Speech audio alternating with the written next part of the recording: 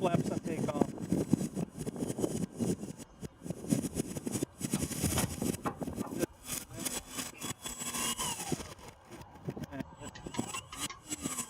So got a pretty bad crosswind here.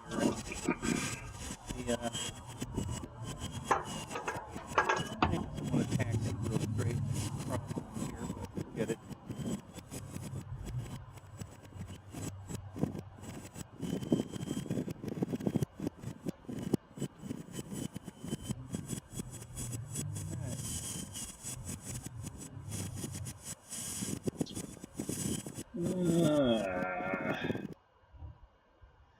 Okay, what's happening? Who's here? Jeff Custom, first in the room. What's up? How you doing, Jeff? F you, buddy. Love you. Hang on a minute. I gotta fix something here. I'm gotta do something here. No, that's not what I wanted. But I think this is what I want here.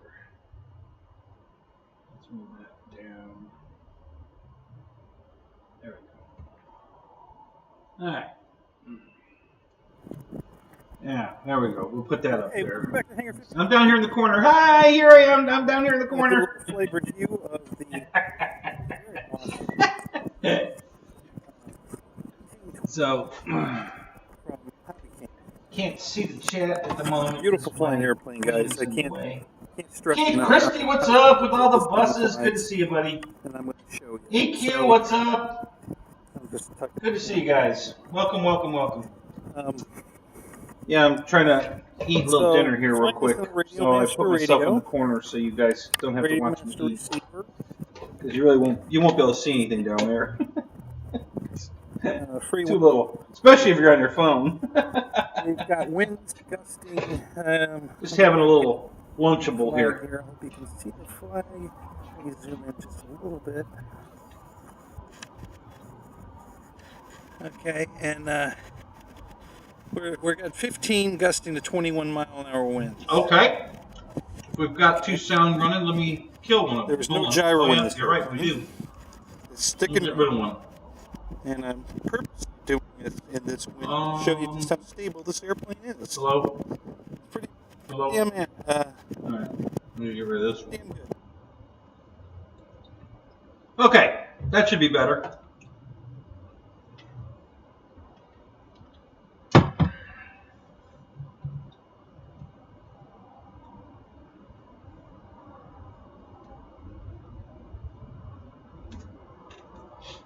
So the sound should be good now. 1, 2, 3. Testing 1, 2, 3.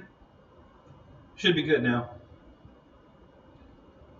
I think, yeah. That's going to be that's going to match my mouth.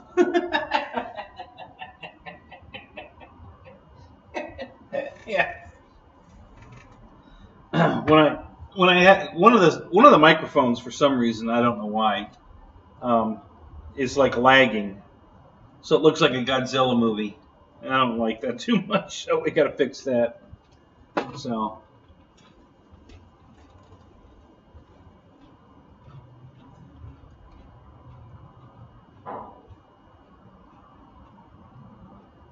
how's everybody doing tonight? Everybody doing good?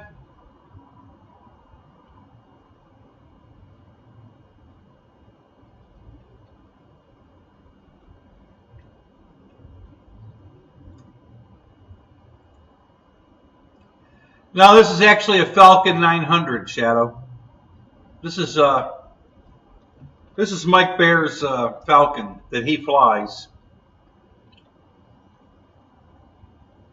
This is a new one they just picked up. And I will show you what the outside looks like. Hang on one second and I'll fix that. Let me look here. I gotta let me add another photo. Image. And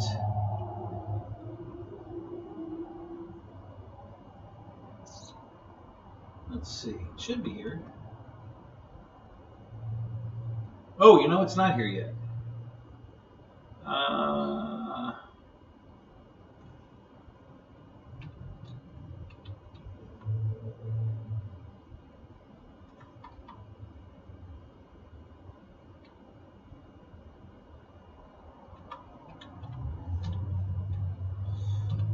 Okay, let me go find it. Yeah, beautiful airplane. Wait to see this.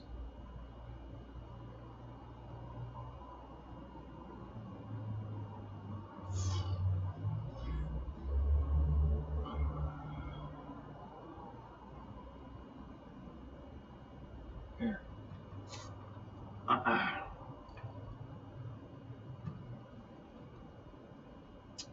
Oh, we gotta resize the picture. Hold on now. That's a little too big for the screen here.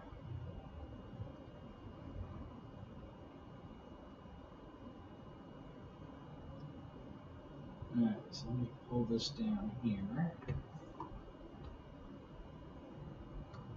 Bear with me just a minute, guys, and I'll get you a really good picture of this thing.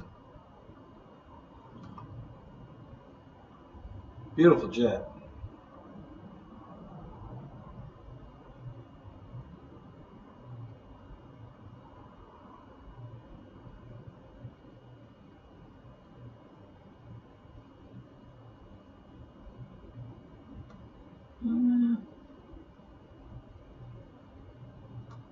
You know what? Screw it.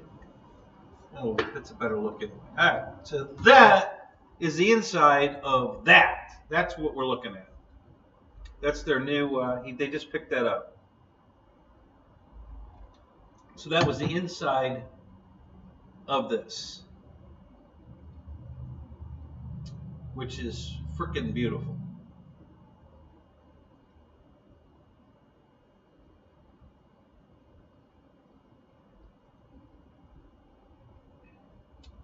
Hang on. I'm missing some of the chat here. Let me,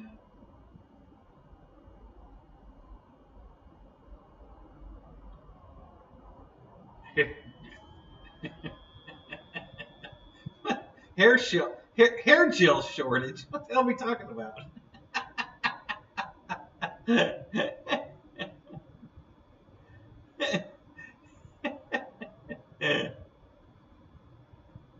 Oh, Tara says hello. Tell her I said hello. Yeah, business jet regardless. Yes, it is a business jet. That's true. Yeah. So I just thought I'd share with you guys what one of our fellow RC guys does for a living. He flies that, which is pretty damn nice. And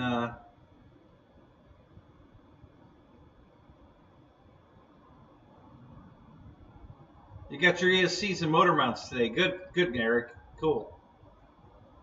Mike Bird, what's up, buddy? How you doing? You feeling all right? I hope you're doing well, buddy. We're all here for you.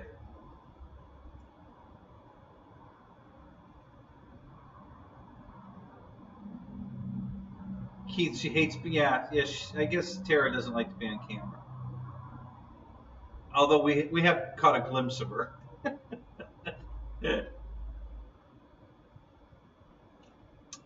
So,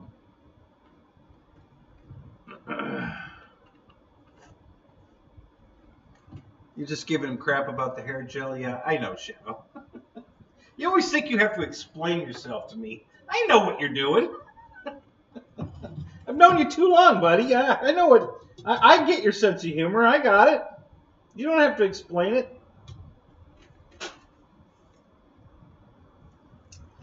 All right. So now,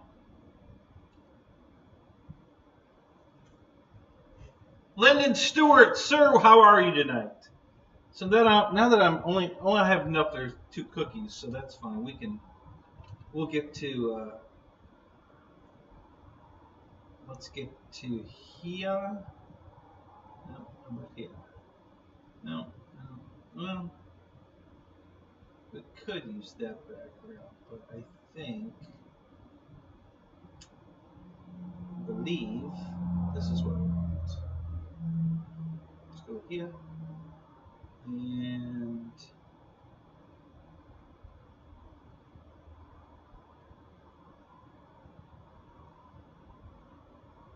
yeah, let's do this. Okay. So here's what's on the table tonight. So this is one of my oldie oldies, but I love this. I love this airplane. It's a Donyor Do-27, a German, and we'll do this. It's a German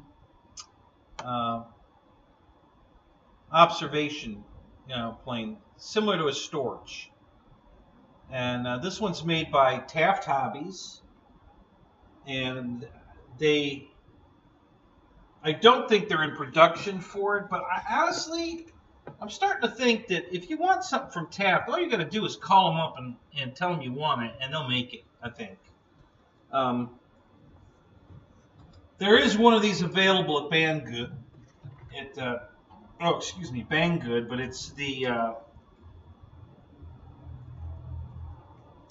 it's the zebra stripe scheme. So they have one of these in a zebra stripe. The whole plane's just zebra stripes, black and white zebra stripes. I think there's some kind of a number on the top of the wing, but that's it. That's all the markings that are on it. There's really nothing else on it. They used to sell this in a Swiss Red Cross looking scheme too, but I haven't seen that available lately. But one of the guys wanted one of these, and we did a little searching, and Banggood has one, but like I said, you'd have to paint it. If you don't want the zebra stripe, you'd have to paint it to your liking. It's a nice plane though. It's got a 13-inch prop. It's a 4S. Any size 4S you want to put in it. I flew it with a 4000, no problem. 2600, no problem. Long flight times. On the 4000, I think I was up 14 minutes. It's easy on batteries. Really good flyer. I bought it, and you can't see it really in this picture. Even if I tilt it up, well, you can kind of. Okay, so I really like the yellow highlights. The rudder's yellow. The tip of the stab on both sides is yellow, and the tip of the wingtip, which you can see here, is yellow. So, and then of course the nose is yellow, and it just sets the German camouflage off, and I really liked it. So I saw it, and I had to have it, and it's cheap. I think the one that they still have is only $291, I think.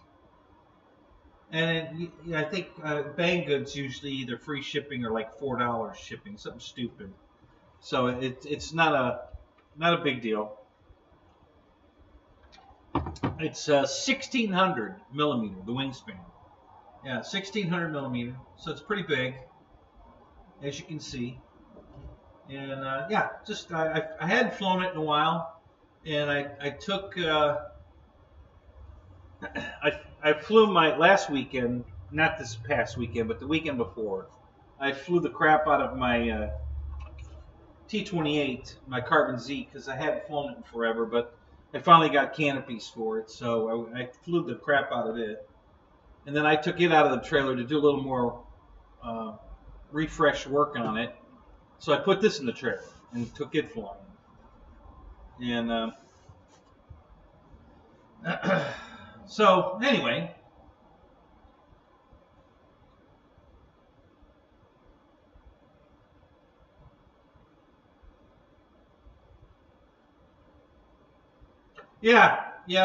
Mike Bird, that jet of his is really nice. It's beautiful. So that's what the interior pic I had up, which probably can't get back. Yeah, right here. This is what the inside looks like. So it's pretty damn nice inside. It's a beautiful jet. I forget how many he says it seats, but you can see it's got loungers. They're not just standard.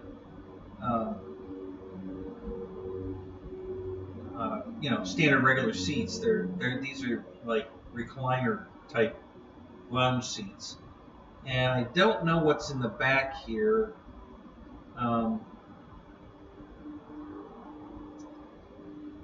But that's the front of the plane is behind the camera. The camera's up in the front of the plane looking back. So I'm not sure what's going on back here. You know, some kind of screen back there. I don't think there's a bedroom in this, but maybe there is. I don't think they would have bought it, you know, as a business jet with a bedroom in it, but I don't know. Who knows? I'm sure Michael will be here later. He can tell us all about it.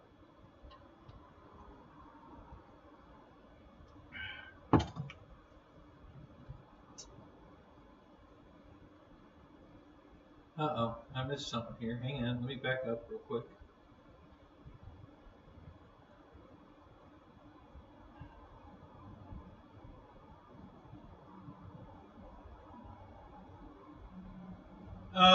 What's the real flight update? No, I don't know. I haven't been online, so I have no idea if I got one or not. But what kind of update did they do for real flight?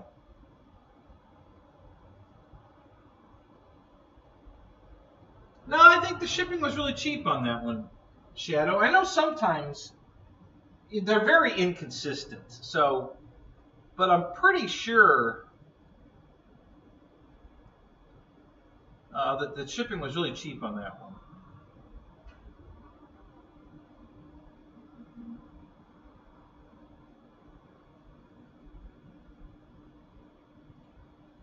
$625, and it's an auction. Yikes! How big is that son of a bitch?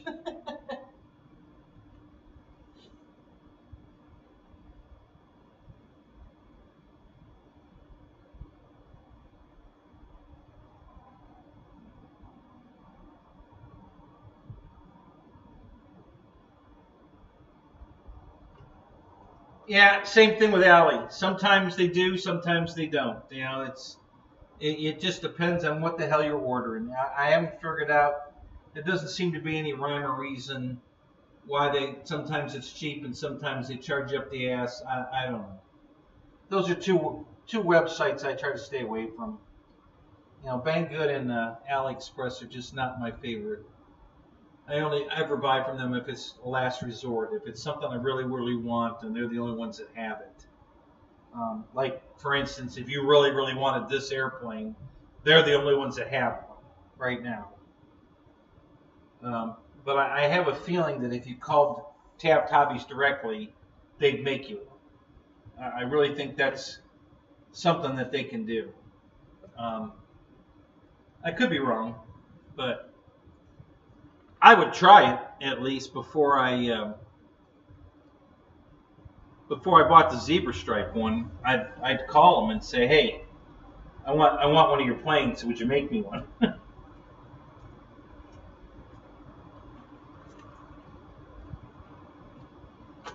All right, Shadow, you out of here? All right, buddy. You have a good night.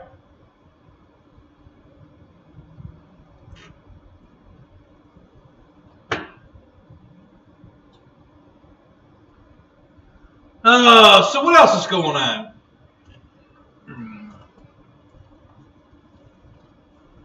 Trying to think if I have anything new to share.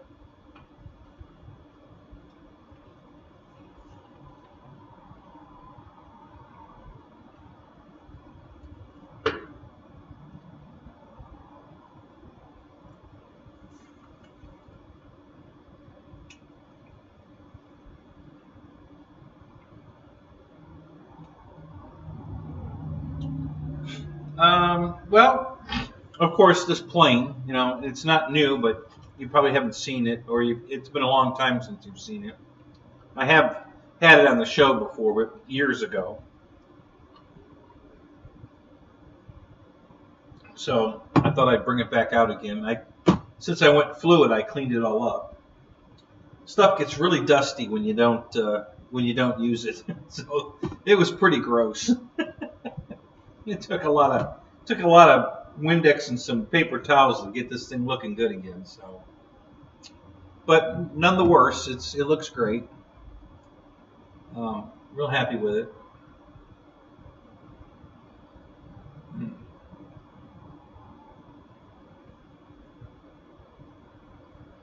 So EQ, are you telling us this B-25 because you want us to bid against you, or? Because I know you want it. Fred! What's up? Good to see you, man. So is this thing used, Eric? This B-25, new in the box? What's the story on this thing?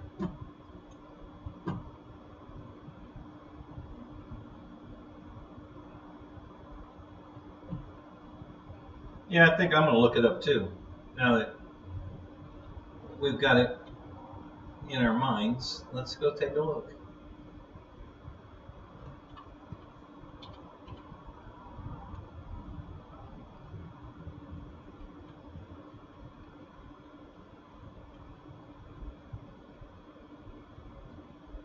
Let me get the eBay number and copy and paste. Hang on.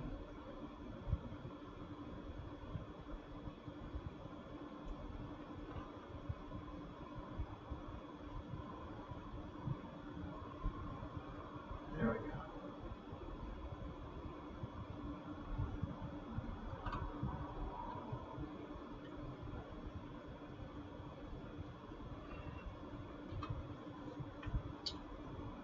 Yep, there it is.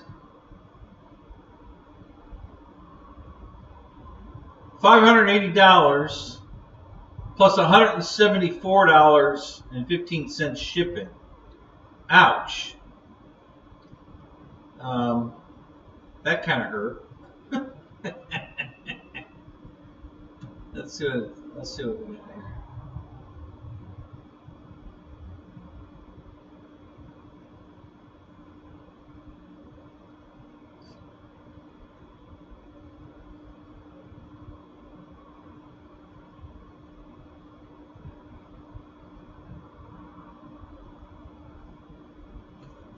I see how big it is. Let's look at some of these other pictures.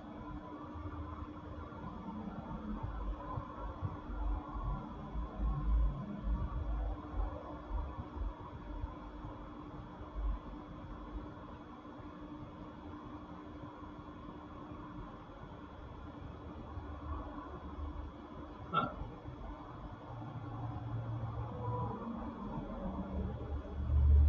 Lots of pictures. Holy crap.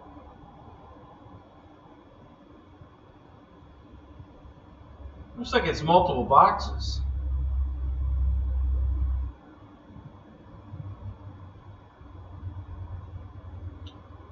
Yeah, that's cool. Pretty damn cool. Hang on,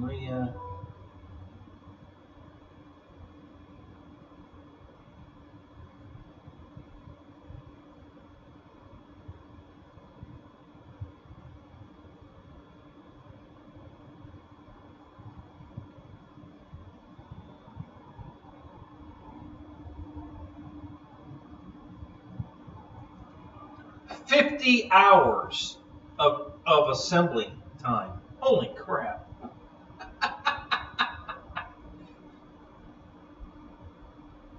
Wow, that's a lot of assembly time. Wow. Holy shit.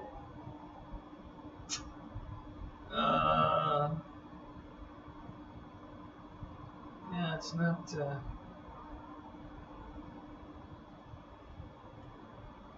trying to get some specs on it here.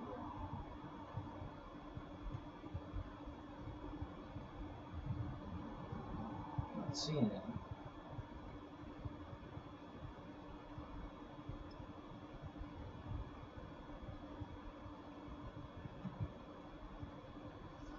Maybe here. Let's take a look here.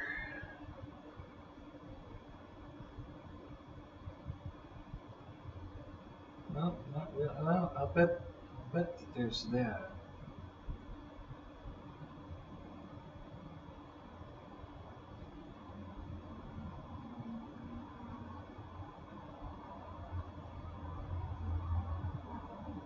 Oh, we cut that part of the box off. Damn it.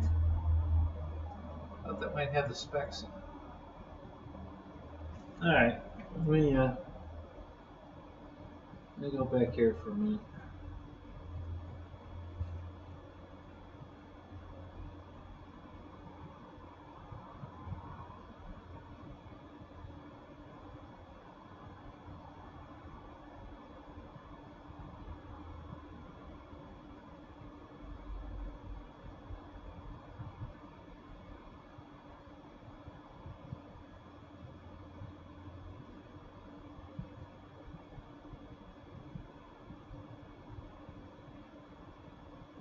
All right, so okay, so you don't apparently you don't know it either. At least not till I scroll down the rest of the way. Maybe. Let's see.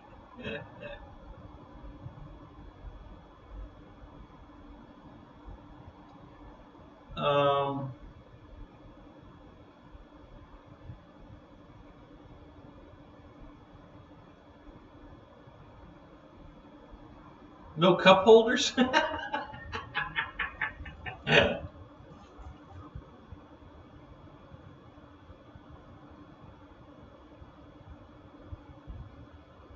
So, I know a bunch of you guys are looking at it. Anybody see how, like a wingspan, does it say? How big is this thing?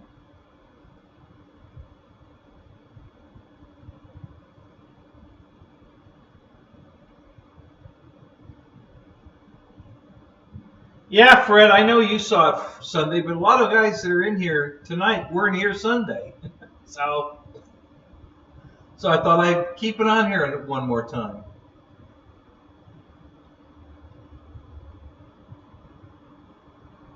But halfway through the show, maybe I'll take it out and we'll bring a different airplane. They're right outside the tent. I don't have to go far. So, well, Bill, I'm looking at EQ put up a huge B-25. It's on eBay. So I'm assuming a bunch of us are over there looking at it right now. Craig Beaven, what's up? Good to see you, buddy. Ken Bird, good to see you. Boss223. Who else popped in here? I think I've got everybody.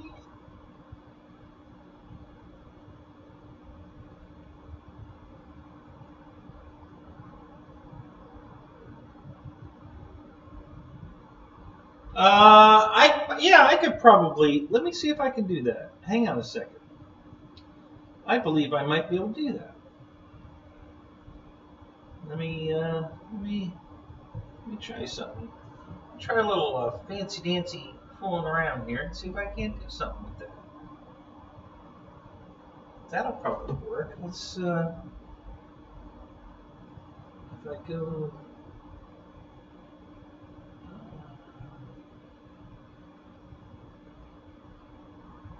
here.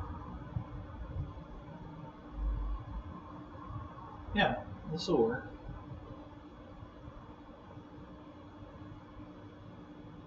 So what I'm going to do is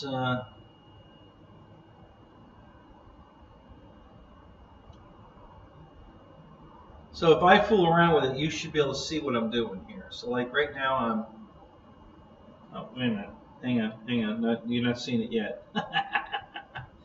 There we go, now you can see it. Okay, so now when I'm fooling around here, enlarging it and stuff and scrolling through here, you guys can see it. And then these are just the pictures that are on the web, on eBay.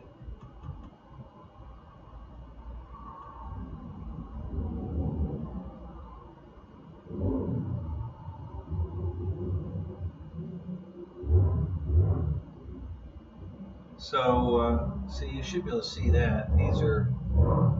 Those are the engine cowls, I think, or the engine pods. Canopy, more stuff.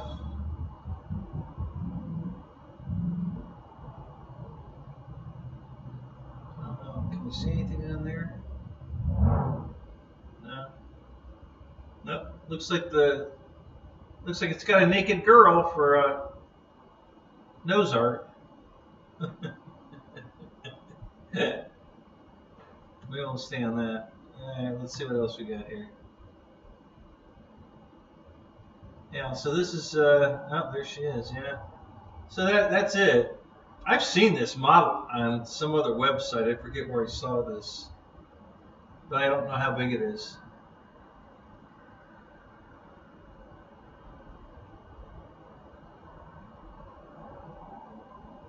So I can't, and when I'm in this mode, I can't see the chat. So let me go back so I can see the chat. I gotta go back to here and go here. There we go. Okay. All right.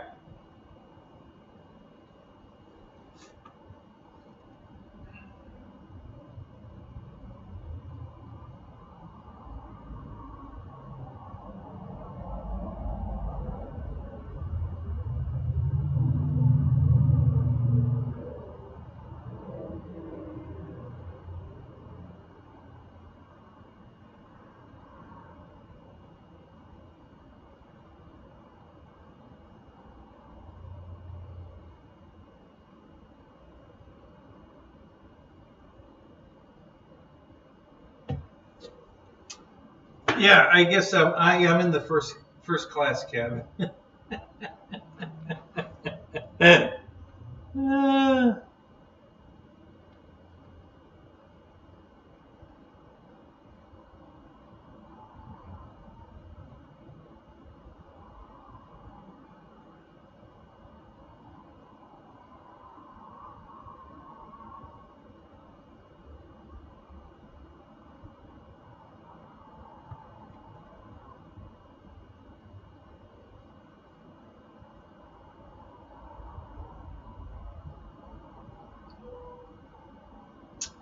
Make and model airplanes. Thank you, buddy. That is so nice. Thank you, sir.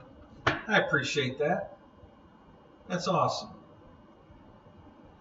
Man, I'm not a green finger at all. I can't grow shit. Fuck, I can't even grow weeds. I kill everything. I think I overwater everything. I think it's my problem.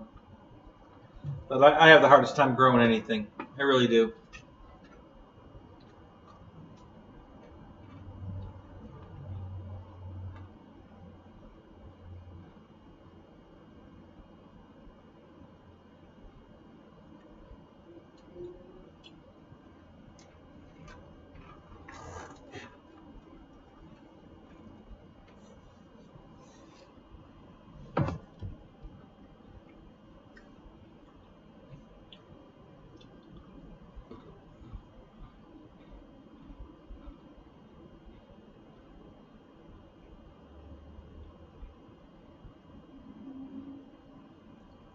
Put peeing on the lawn? Oh, is that what I'm doing wrong? Oh, shit. I thought that was fertilizer. See, I don't know shit.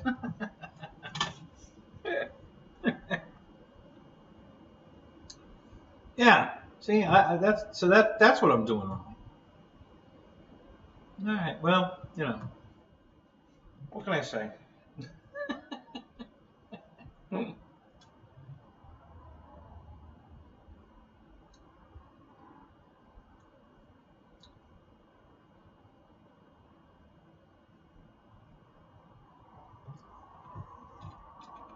So back in the rec room.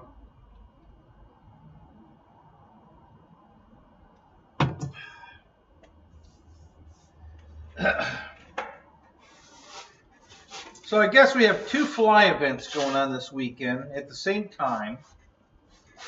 Jeff's having a flying event at his place, Jeff's Custom, and Dave Snyder is having a flying event at his place. And both of them are too far for me to go to because it's going to cost me $800 in gas. Well, probably not $800, but probably 6, 5 to 6. I'm guessing. They're both pretty far away, and I would have had to give up, since I don't work a standard week. I work Wednesday, Thursday, Friday, Saturday. I would have had to give up a week's pay to go to either one of the events, and then spend $600 in gas. So that it would have been a $1,000 loss weekend for me, and I just can't afford that right now. So as much as I wanted to go, I just had to make a pass. I just couldn't do it.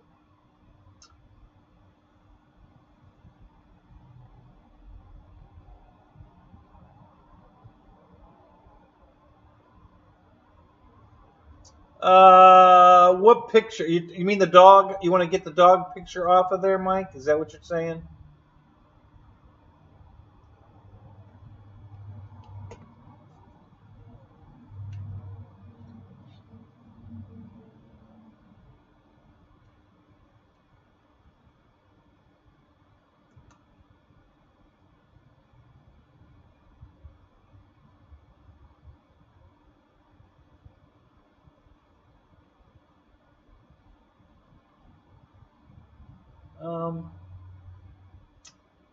I think you can just right-click on it, can't you? Let me hang on a second. I'll tell you.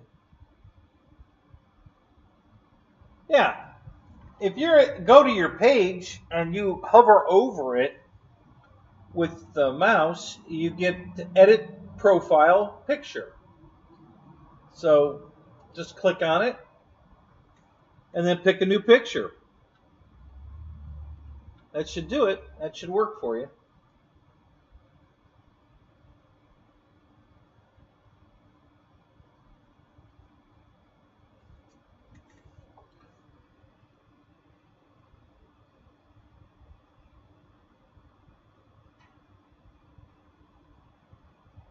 Yeah, this plane has the inflatable tires on it. I put them on myself. I have the inflatable tires on. They're on this. They're on my both my beavers actually. The FMS beaver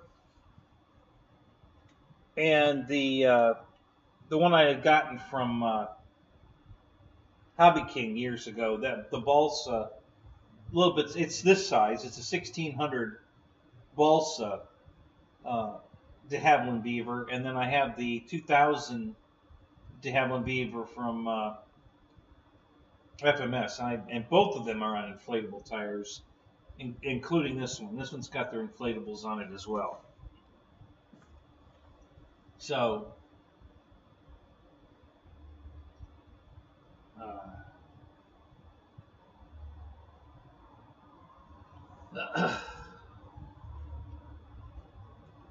Yeah, no, I didn't say inflatable beaver.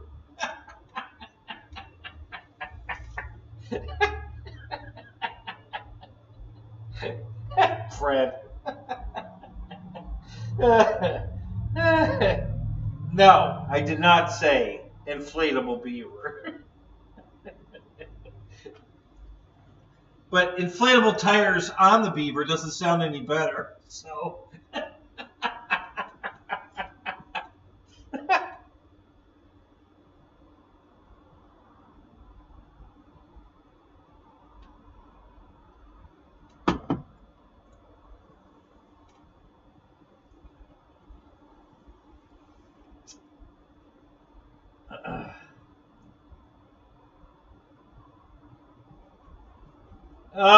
No, Ken, I'd rather have the inflatable girl doll than inflatable tires. Just saying. You know, and now, cue Mrs. Hangar 51 into the room because she's gonna have something to say about that, and she's probably watching. So I expect to see her any second.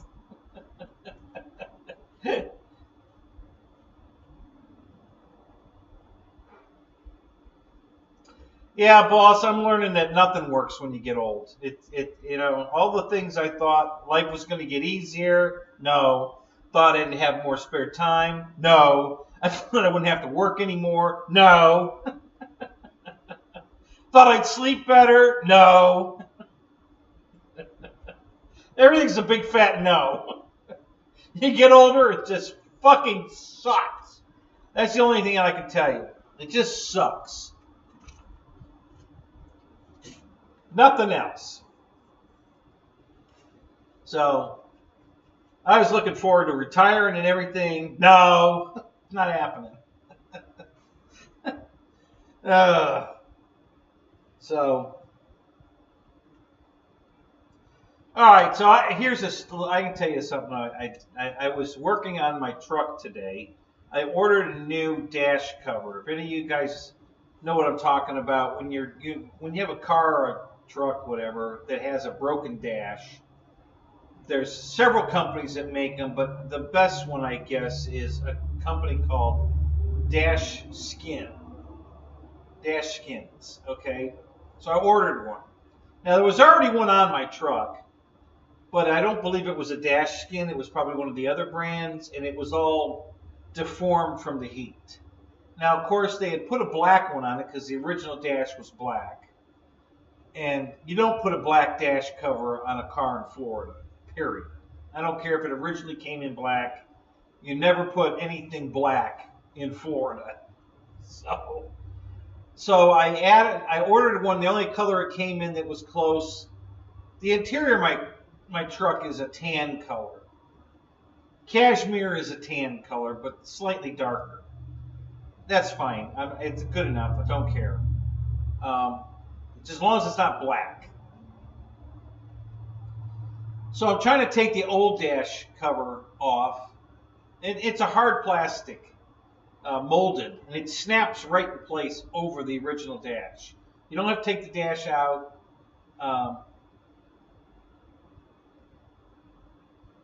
This just snaps over top of the original dashboard. But they want you to glue it down in certain spots. Not like the whole thing glue, but like around the speaker grill or around the air vents, to keep it down in those areas tight. So,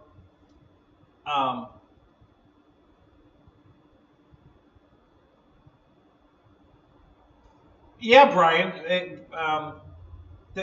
those work great, but when you're driving down the road, you can't have the sunshade on. And guess what? The sun still comes in the windshield. So yeah, it's and listen, my red interior in my station wagon, okay, it's just a red interior, and the dash has a dash cover, of a fabric carpet cover over it in red on the dash. And when I got in the car today to go to work, it was 101 degrees in the car. Because it's Florida. So, yeah. And nothing was black. So if it was black, you could just imagine how hot the dash would be.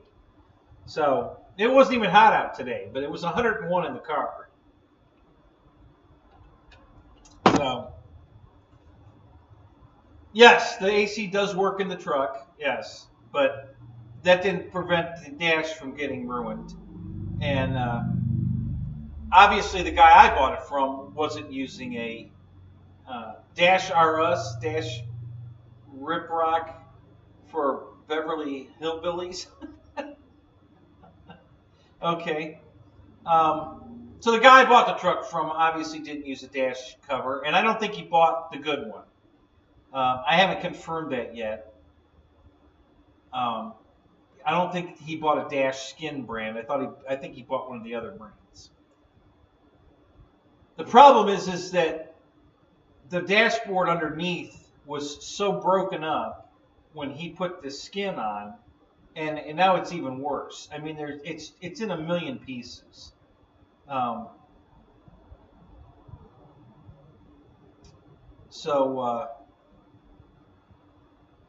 I don't know. I've already looked up to see if I can get one out of a salvage yard. I did find a couple. I'm going to call them tomorrow and see how much a dash the whole dash cover, you have to buy the whole panel because it's one piece.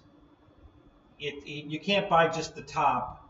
It's not a separate piece. The whole dash is the front, the top, and the front. So you got to buy the whole assembly. And that means it has to be taken out of the truck that it's in the salvage yard, without breaking it. So I'm trying to break the pieces loose from where they're glued to this cap, the dash cap, and the dash skin. And I think it's going to be, I mean, it's doable, but it's going to take hours. I mean, hours and hours to glue it all back together. And I'm sure I'm not going to have all the pieces. And I don't need all the pieces. It'll work. You know, I just need something for the new cover to hold on to and be held up by, because it's so flimsy, the skin that you put over it, that if you just set it up there with no dash under it, it would just, like, you know, concave in like it's a sinkhole. So I have to put something under it. Yeah, I'm hiding behind my plane so I can read the chat. There we go. And so yeah, I'm looking at that. I'm gonna, depending on how much they want and whether or not they think they can get it out of the truck without breaking it, or if they want me to come do it, and then if the price reflects the fact that I'm going to do all the labor to get it out of the truck, if we can come to agreement, I'll go next week. I'll go to one of the yards and take it out of the truck and bring it home and not waste 3 days of gluing the old one back together, because it's an absolute mess. You know, it's funny how some of the cars I have, the dash is in perfect shape, and then some of them are just destroyed. And this truck dash is like, it's like a crystal, a piece of crystal. It just shatters. I mean, the plastic is so brittle that it just shatters. If you flex it or pull on it or anything, it just destroys itself in seconds. So trying to get the old dash cover off the dash was, a feeble attempt. It's going to take a lot of work because most of it's still stuck to it. I finally did get it, the ends off and the center section off of the front, enough to get it to I could take the rest of the broken dash out with the cover. So that's what I did. So I got it out of the truck, and now I got to see if I can get this plastic squeegee tool in there and separate the dash from the pad, from the skin.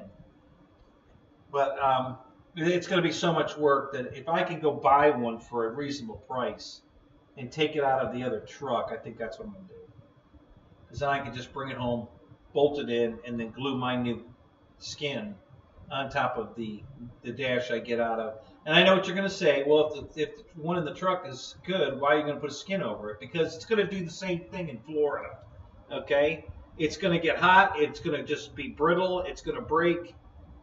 It might as well cover it up while it's in good shape. Maybe it'll stay in good shape. If I can get the sun off of it, it might be able to save it. And I'm sure it's sitting in the sun in the salvage yard. They don't have it under cover, so it's probably getting baked to death right now, sitting in the salvage yard. So if I can get it, and if I can get it out of the truck in one piece, or at least in as little breakage as possible to glue back together before I put it back in the truck, I think that's what I'm going to do. That seems like the best course of action. I'll keep you appraised of that. But right now the car doesn't have a dash in it at all because it's a mess.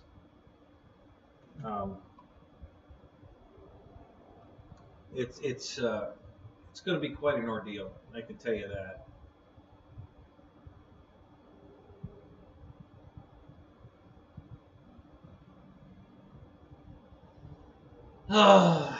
So there's an update on the truck.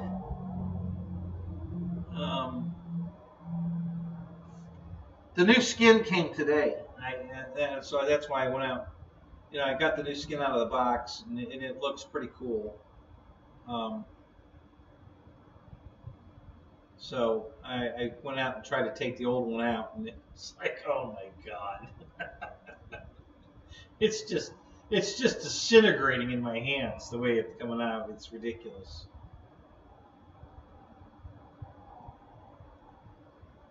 So anyway, so there's a little update on the truck.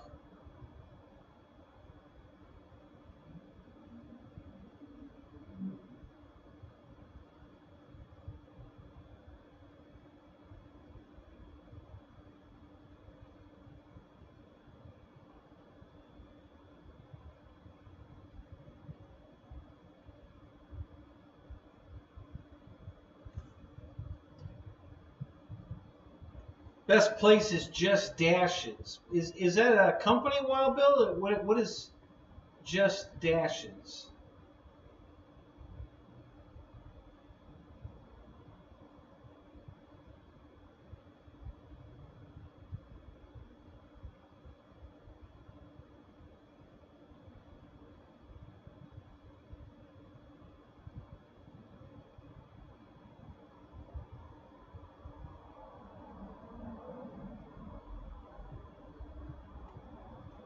Yeah, Ken, that's exactly the kind of that's what kind of dealings I have with Amazon. It's always something like that. The price is wrong. They don't have it. They changed their mind. They don't. They changed the price. This is why I don't deal with Amazon, because everything I order off of Amazon is something. It just there's always an issue with it, and I almost never have issues with. Well, like for instance, these 2 damn battery packs I ordered from eBay. Okay, and these are for my laptop that I'm running the show on right now. It's a Windows 10. It's an older laptop, but it's much newer than the other one I was running the show on. It's a Windows 10, and the battery went bad. It was all puffed up really bad. So this is supposed to be an exact battery to work in the laptop. It's supposed to be made for the laptop. Both of them do the exact same, from 2 different vendors. Both of them do the exact same thing. They don't work. They won't charge. They won't charge all the way up if I can ever get them to charge. I finally figured out how I can get them to charge consistently. I have to kill it all the way down to 0 and then discharge the capacitor by turning the laptop on with it unplugged in and hold the button for 10 seconds to make sure that the capacitor is completely discharged, and then plug it all back in, and then it'll take a charge. But it won't charge all the way up and only go to about 91%. And then I get the battery warning that there's a problem with the battery. You need to replace it immediately, blah, blah, blah, blah, blah. And then it doesn't matter. I can run it down to 10%, 5%, it doesn't matter. If you don't run it all the way to dead and then kill the capacitor, it will not automatically discharge. It won't go back on charge. So I finally ordered so I got my money back from both of these guys. No problem at all. Just told them, listen, they're not working. Told them why. They said, hey, try this, try this. I did. No luck. Both of them sent me my money back. And I get to keep the battery packs. And so I ordered a genuine Samsung battery pack. It came in. I popped it there. It works perfect. So that's how my eBay's, when I have a problem, I get satisfaction, just like you guys do on Amazon, but I rarely ever have that problem. Oh, we don't have it, or we thought we had it, but we didn't, or we're changing the price. I never get that on eBay. Never. But that's the kind of stuff that I'm always dealing with on Amazon. Every time I try to buy something on Amazon. So that's why I don't buy from Amazon. I keep trying. When they're running, they had a deal on something, but you had to be a current member. I mean, you had to have bought something from them. And since I haven't bought anything since the Kindle, 10 years ago, they wouldn't let me buy it. Like, oh, thanks. That's a great way to promote your products. Don't let somebody buy it that wants to buy it. So.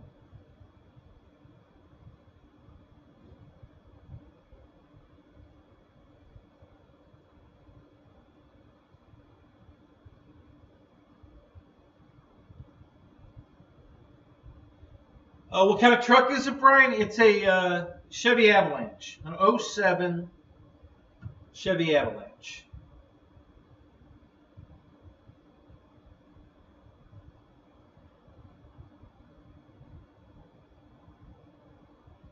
Did I get 3 skin, 4 skin? I did! Actually, Fred, I did.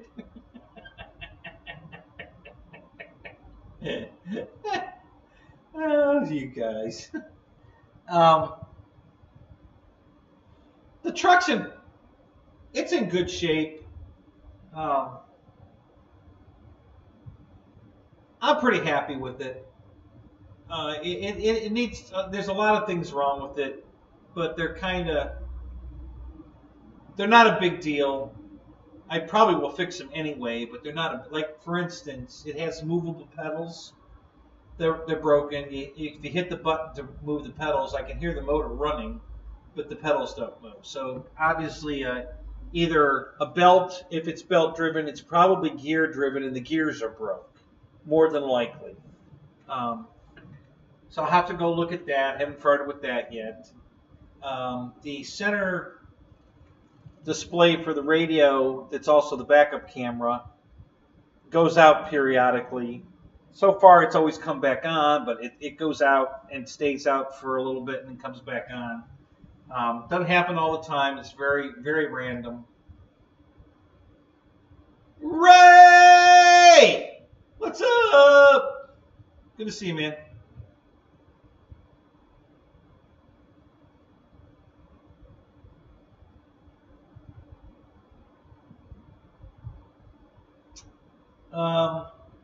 There's some other minor things wrong with the truck.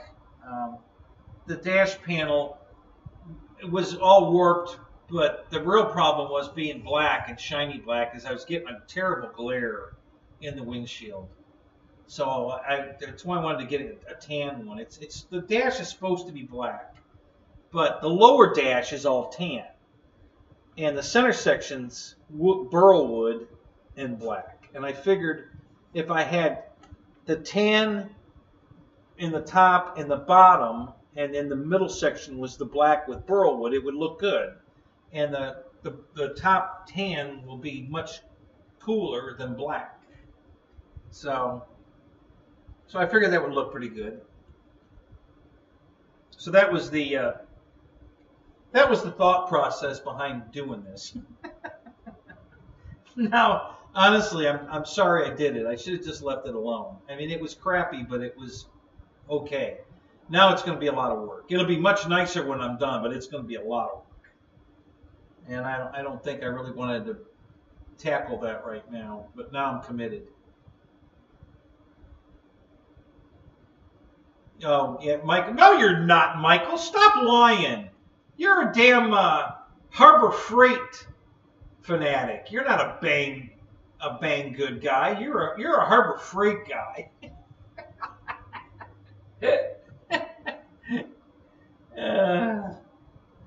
All right, now that you're here, because we were looking at your picture here, let me go back to it. Hang on.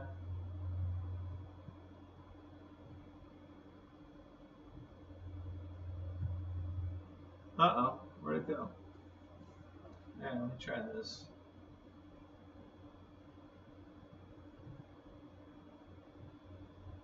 Okay.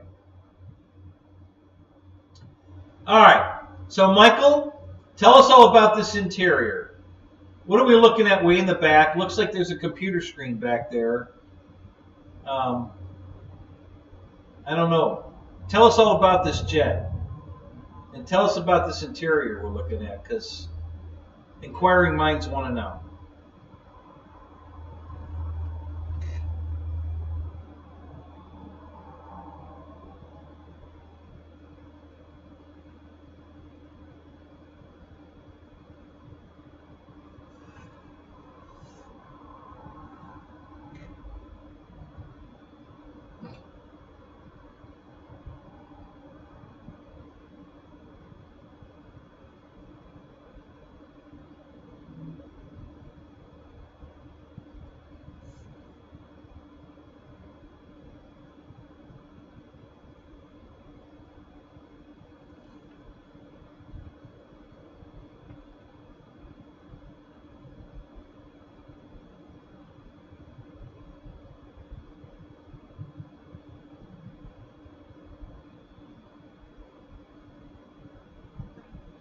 I'm trying to.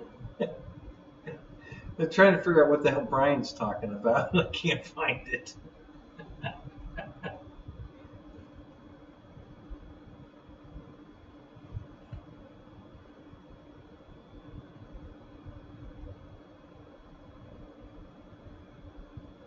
At night, I do roll them back up. Are you talking about the window shades in your truck? Or are we talking about something else? What are you rolling back up?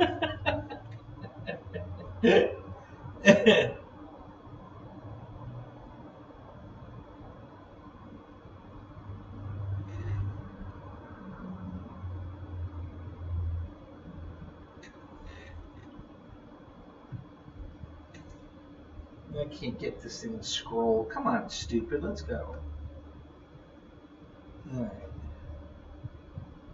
I know that jumped way ahead, though. Maybe I can get... I had to go back.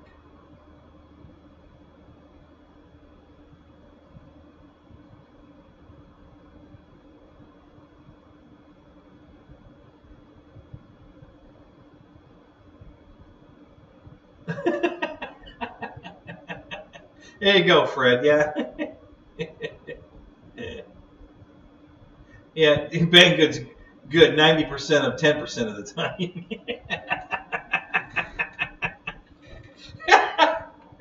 Yeah, that is very accurate. That's good. I like that one.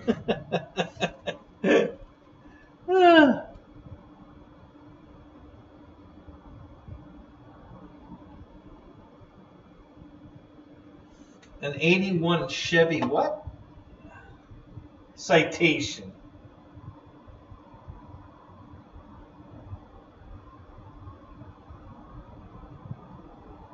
You're so full of shit, Michael. I don't believe nothing you tell me. You ain't getting no goddamn citation. maybe you might be getting a Cessna citation, but you ain't getting no damn Chevy citation. Who are you kidding?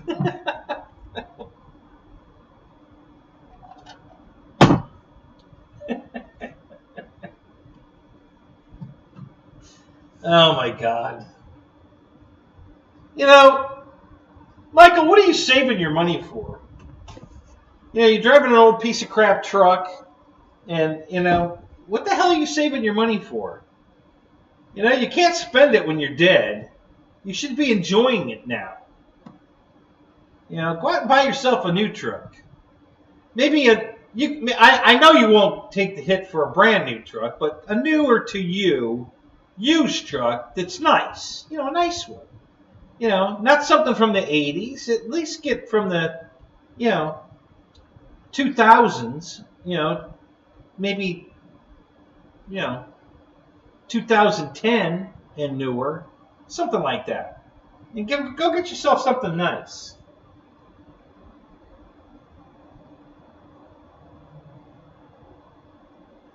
Yeah, forward thinking.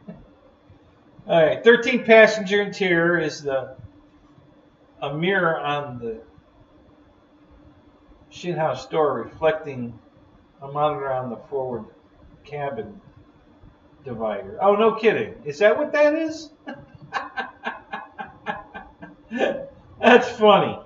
Okay, so that makes sense.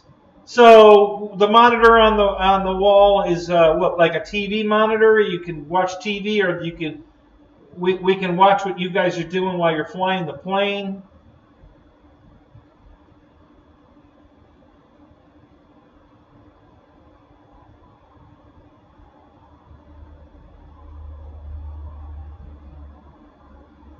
In 2 years, my Tacoma will be 20 years old. Still love it. Yeah, wow, Bill. Melissa, my 92 Olds is 31 years old. I love it. You know, but it's not a Chevy Citation or a K car, even less.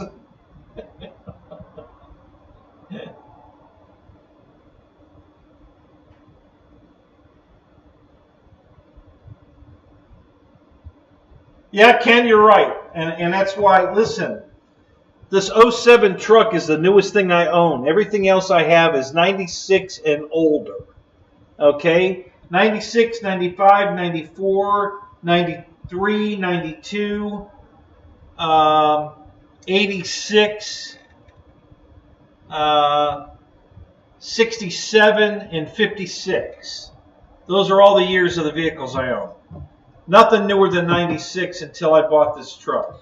Or I should say, till Barbara bought me this truck. And if she happens to be listening, thank you very much, Barbara. I really needed it. And I can't thank you enough. So maybe you'll talk to me again one day, I don't know, but in any case, thank you for the truck. I really appreciate it. It's definitely doing what it's needed to do for me. I've had to put brakes on it. One of the rotors was bad. I had to replace a rotor.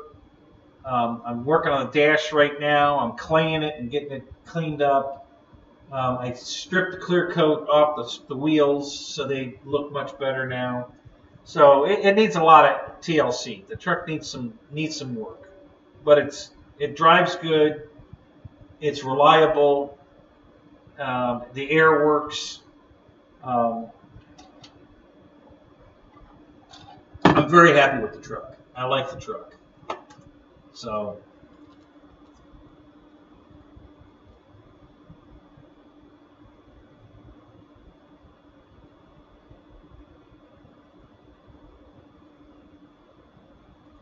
yeah,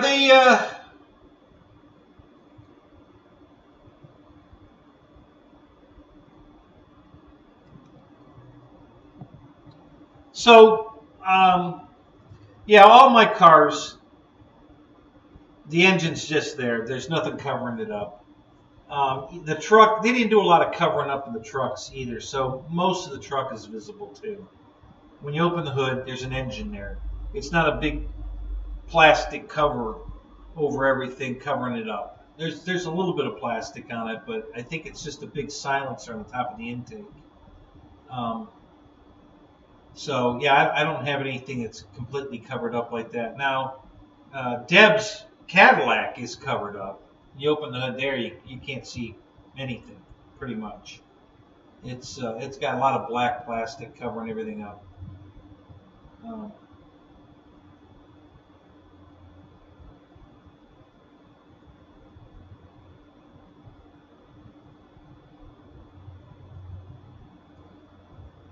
So that's there, so we can get an idea where we are, what's going on. Can you change the view of it, Michael, to other things, like if we want to see our airspeed or a moving map, so we can watch ourselves flying over the country and see the progress we're making? Is that an option? How many people does that thing see? I think you said that, didn't you? I think you did.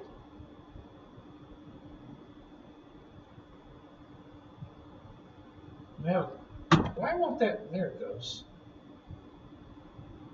13 passenger. Yeah, okay. I thought you did say that. Yep. I don't know why this is acting up tonight, but my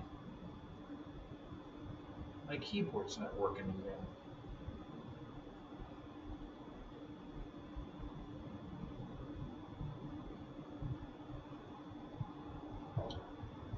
Yeah, it's I don't necessarily mind it. The cover stuff. It doesn't seem to be that hard to take it off to work on the truck. So I ordered O2 sensors for it. I forgot that. Yep, they're here. I can't put them in yet because I can't get in my garage because there's 2 beds, a couch, dresser, and all the totes from Deb's apartment, completely blocking the entrance to the garage. So I have to wait till I can move all that stuff before I can put the O2 sensors in. So I'm going to change the oil and put the O2 sensors in, probably in 2 weeks. I think next week I'll be able to at least get the beds in the house, the dressers.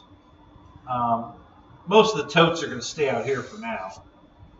I've got an area right here behind the tent that I'm putting that in. You know, where I'm stacking all this stuff from her house. So.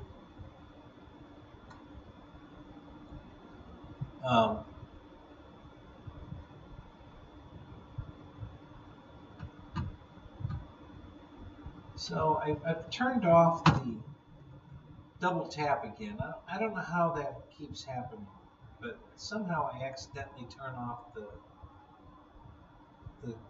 mouse pad touch, and I have to actually hit the button. Aggravating.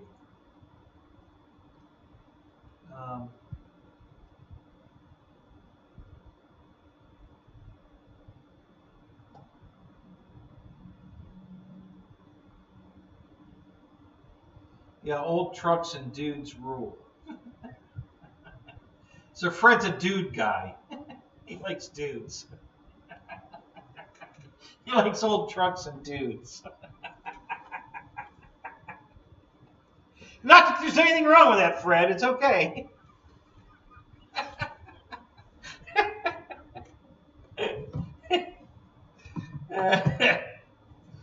Oh my God. Hang up some airplanes and make room. That's not the problem. The airplanes aren't really in the way. It's everything else that's in the garage. I put a lot of crap in the garage. And right now, because other stuff was in the way, and I didn't think it was going to take this long, honestly. I thought we'd just get the truck unloaded in the front of the garage, and then the next day or two I would get the stuff moved into the house and unblock the garage. Well, that's not happening as quickly as we had hoped, because other things are happening. Other things are getting in the way.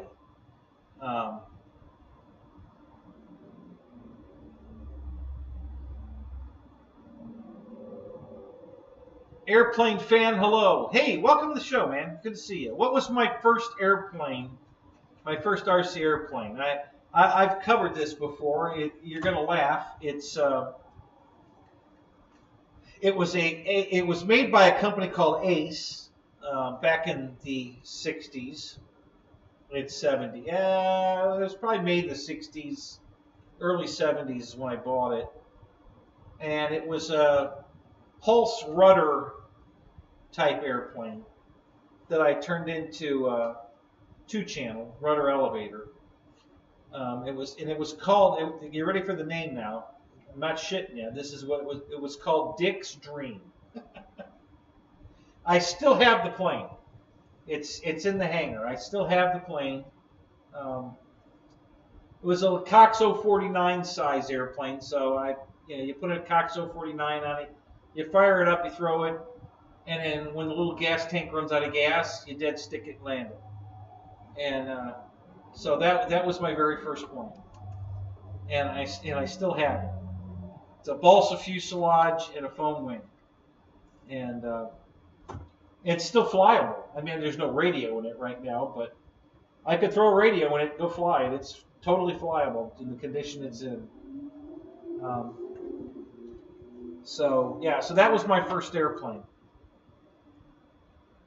Roach Coach, what's up? How you doing, buddy? Sub 500 market, is that your limit on a vehicle, Michael? You're only going to pay $500 for it? Jesus. This is what I'm talking about. What the hell are you saving your money for?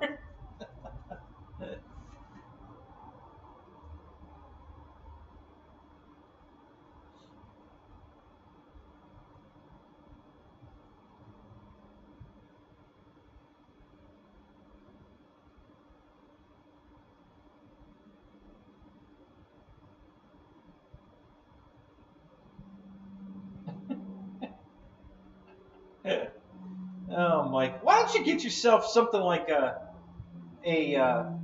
Dodge Magnum station wagon? You know, be perfect to take planes to the field. It's a little bit newer. They're not going for a lot of money these days. Yeah, a wooden dick, exactly, Wild Bill. It was called Dick Stream. It was made out of wood.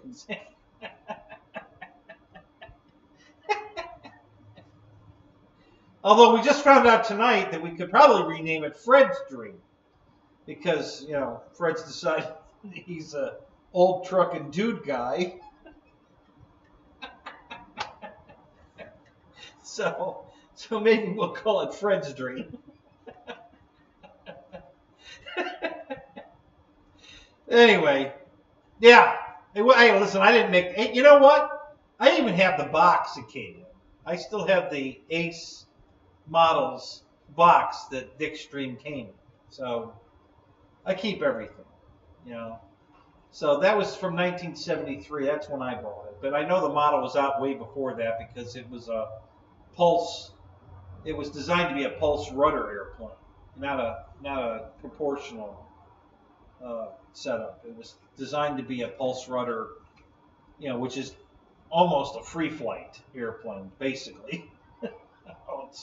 It wasn't designed for proportional, but I made it proportional. So anyway, yep, that was my first airplane. Still have it. I still have I've got a quarter midget pylon racer that was one of my. That was very early in my RC career. Like the next year, it only took me 6 months to pretty much master flying these things, and went right to pylon racing because the guy that was training me, Roy, what's up? The guy that was training me was a pylon racer, so he needed somebody to call for him.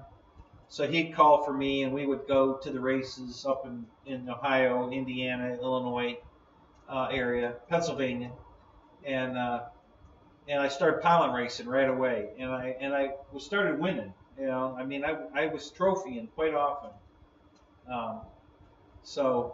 And I still have I only had 2 of those quarter midgets, and I still have one of them. So it's about 45 years old, I'd say.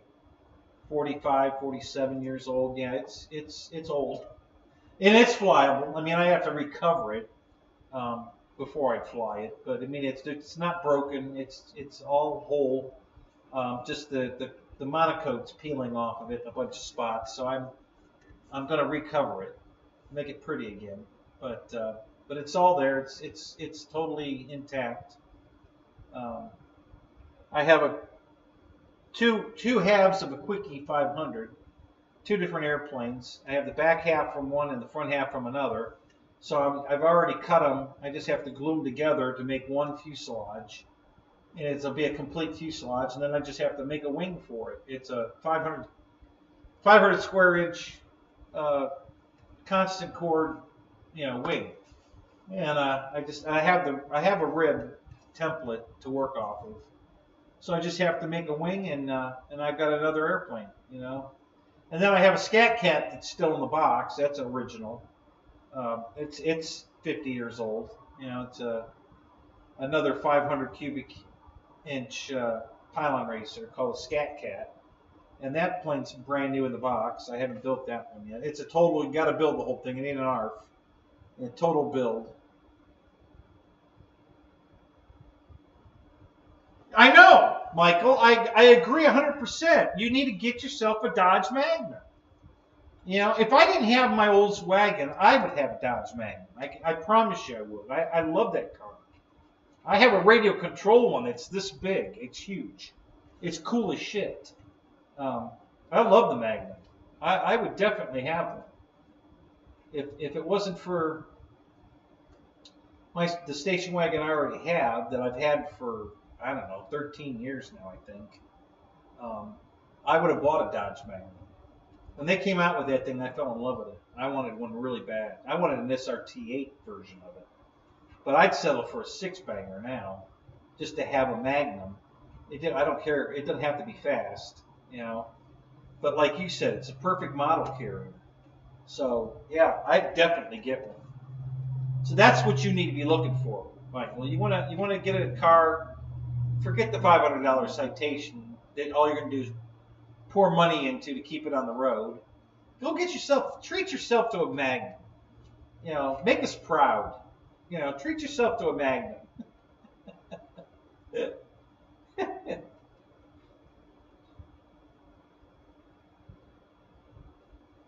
Rando Vision, what's up? Good to see you, buddy. So how many we got in here tonight? I haven't even kept track. It says 16. We probably lost a couple here and there, but that's all right.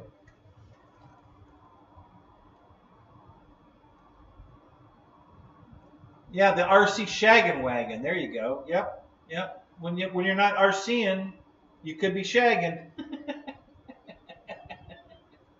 You know, you do like I do. You take a tent with you. You set up the tent. You put the planes in the tent, and then you can use the wagon for the shagging. You know, there you go. That's the whole reason for the tent, guys. You know, I didn't get the tent for me. The tent's for the airplanes. I mean, I could stay in it too, but you know, the car is more comfortable, you know, to sleep in. So I just put the planes to bed in the tent, and I take the car. So.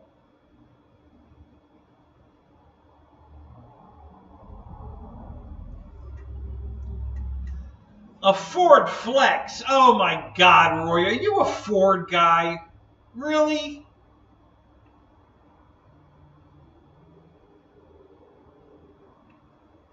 Yeah. Actually, you know what? There are two Oldsmobile wagons just like mine. One's a 91 and a 92. There's almost no difference between the two. They're both white. They look just like mine. And they're both reasonably priced. They're not outrageous. They're a little high, I'll give you that, but they're not outrageous.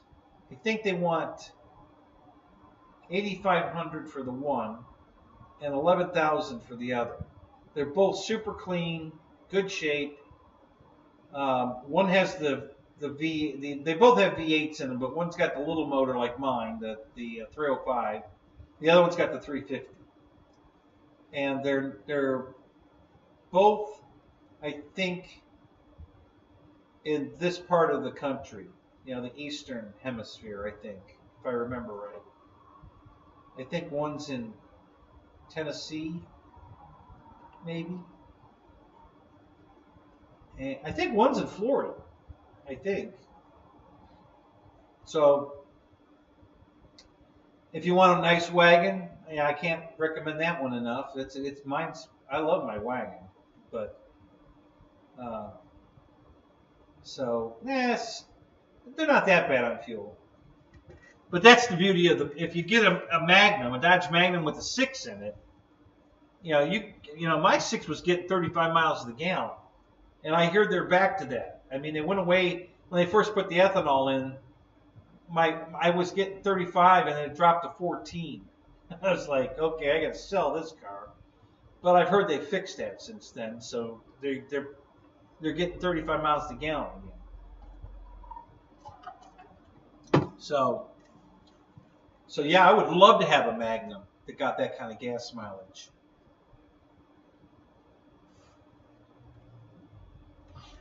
Yeah, I love the Chargers too. To be honest with you, I love all the Chargers, the old ones and the new one. I had a Charger for a little while.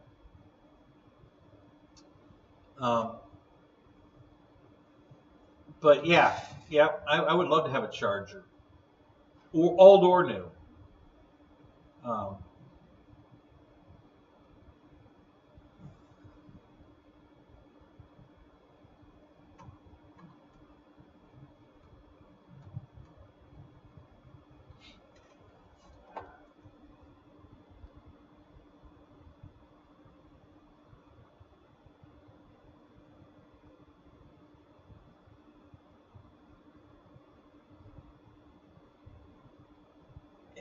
Roy, I can't remember. Where's the battery in that Flex? Is it under the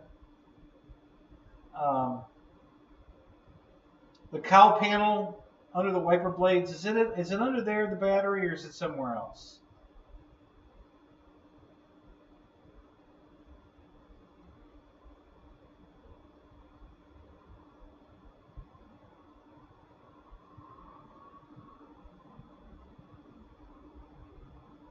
Right, Roy, I know. You know, you were only talking like $5 grand. You could get a nice Magnum. That's exactly why I would get one. I mean, the price is right. Listen, if I didn't need something tall, like the truck, to pull the trailer, I would have bought a Magnum.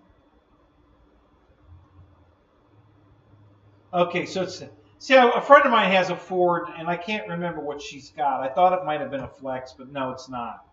She has an Edge. That's what it is. I knew it was a short name like that. She's got the Ford Edge. And oh my God, what a pain in the ass that fucker is to work on. Jesus. Just trying to put a battery in that son of a bitch is stupid. I mean, it's under the damn sill panel in the back. So you either have to take the air cleaner off, and then the air box area right there, all that has to come off, and then you take a plate off the front, and you have to slide the battery out. But you have to unhook one of the cables first, so that you can slide it forward to get to the back cable, and slide it out that way. Or you can take the whole cowl panel, that's the steel cowl panel, pull the wiper blades off, take the cowl panel off to get the battery from the top. Which is, you know, you have to unhook the wiper arms. Oh my God, you know, the transmission, they call it. Yeah. So what a pain in the ass. So yeah, I'm not a big Ford fan. Battery's only halfway under. Yeah. Yeah. Well, more than half, but you know, still, it's under there, and it's a pain in the ass to get out.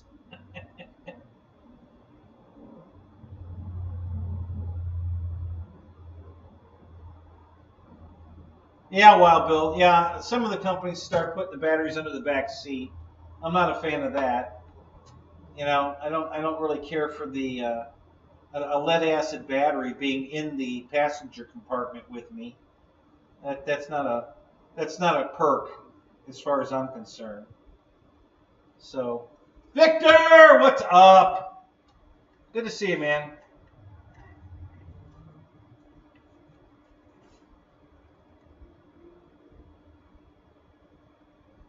So, anyway.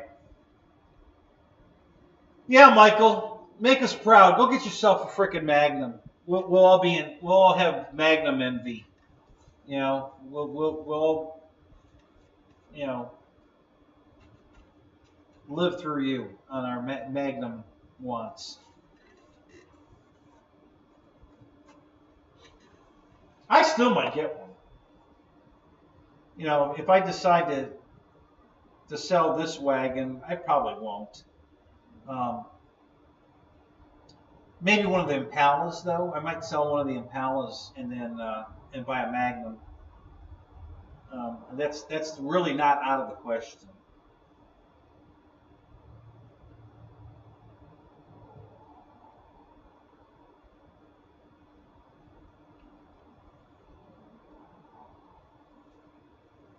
Yeah, this is what I'm talking about, Michael. You think a $5,000 car is expensive? What are you saving your money for?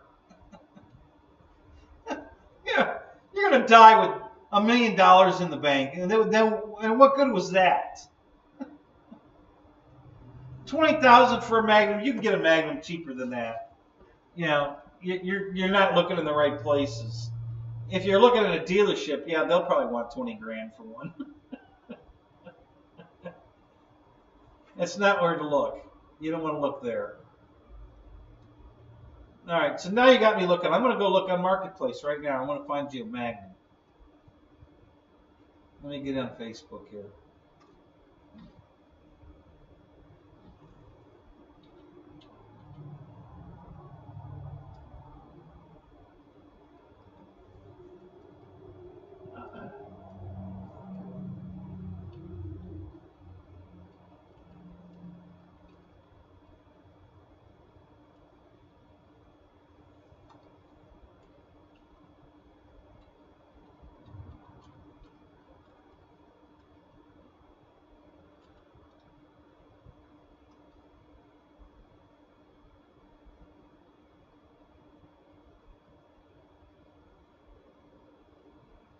All right, let's go to Marketplace.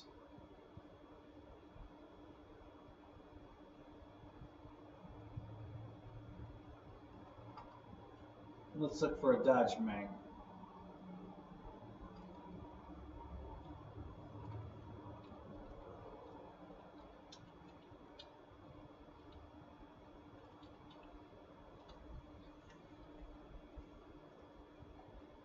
Yeah, there's a shitload of them out here cheap.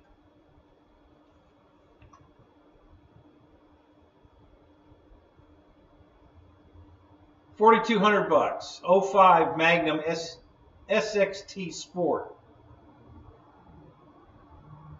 $4,200. Here's one for 07 for $3,000. An RT. Magnum RT Sport. $3,000. Here's one, $2,800.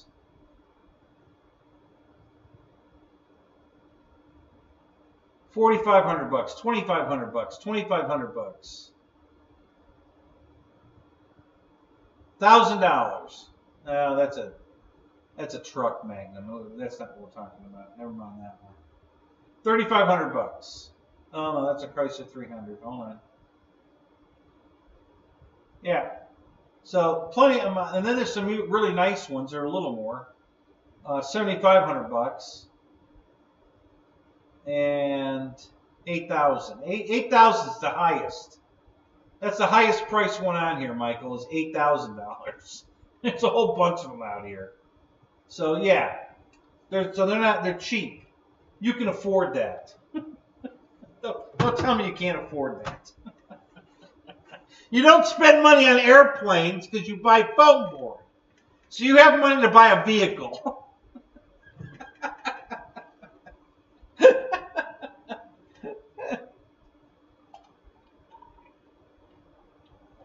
You're looking for a Kia, huh?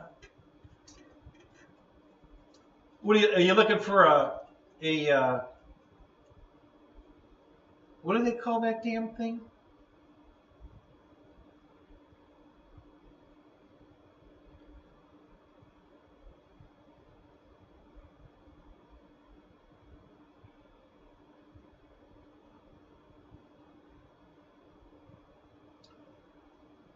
A Mustang for $15,000. Woo!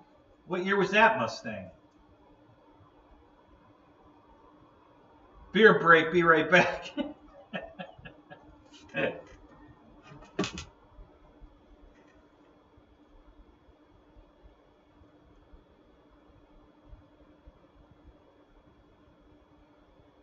Oh, so Michael, you're a Ford guy.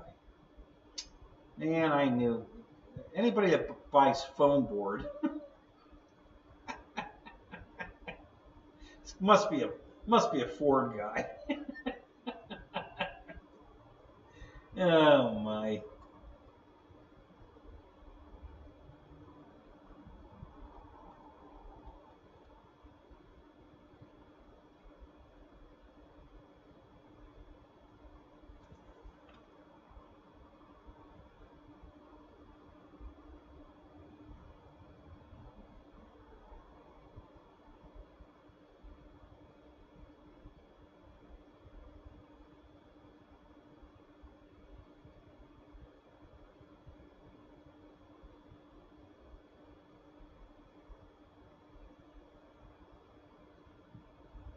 So did you build a Dick's Dream, Michael, when you were down there hanging out with them?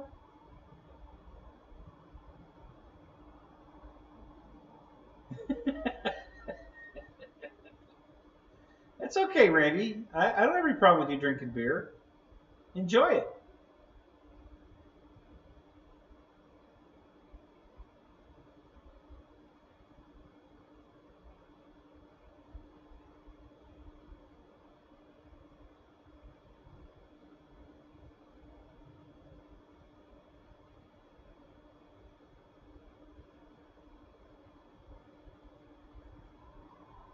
Did you really, Michael? You built a foam board Dick's Dream? Did you really? Yeah, I'd like to see that. Yeah, that'd be cool.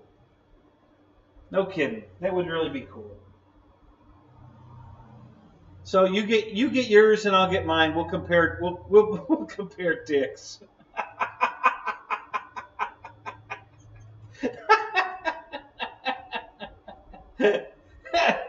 There you go.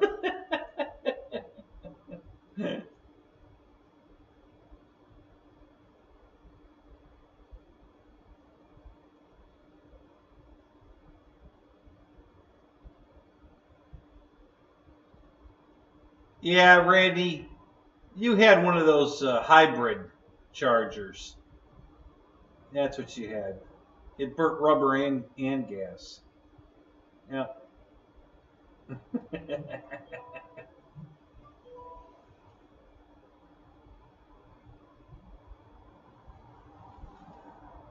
Yeah, I always wanted one of those.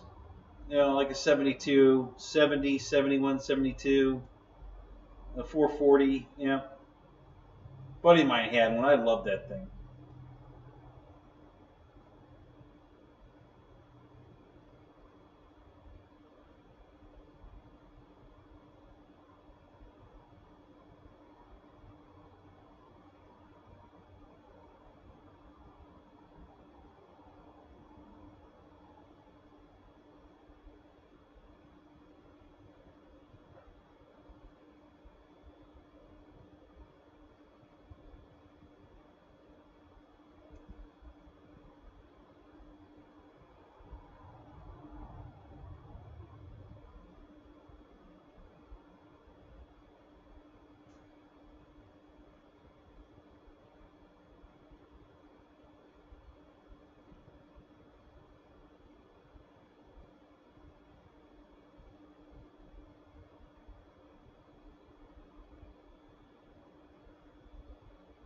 So Keith Christie, do you have an edge? Is that what you're speaking from experience? Because you can have one of those damn things?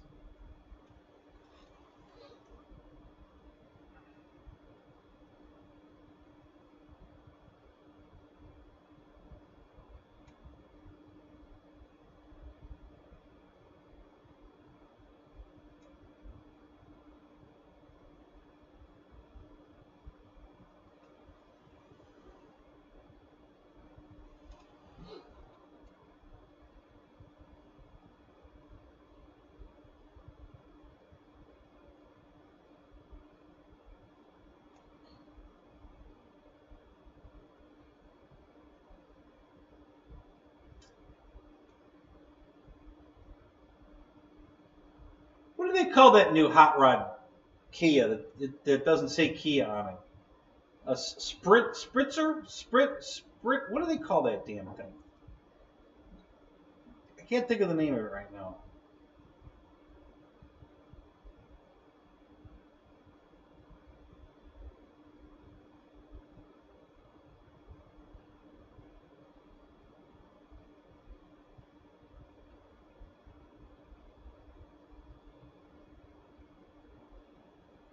Yeah, Michael, they're available for 2,000. I mean, I think there was one or two out there for $2,000.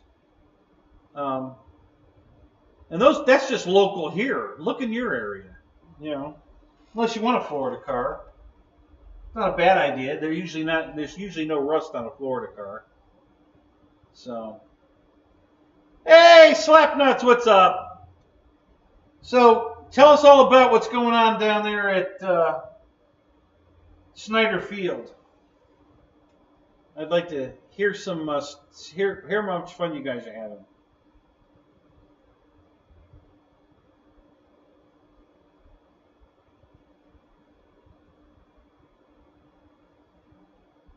Ronnie, what's up? How you doing, man?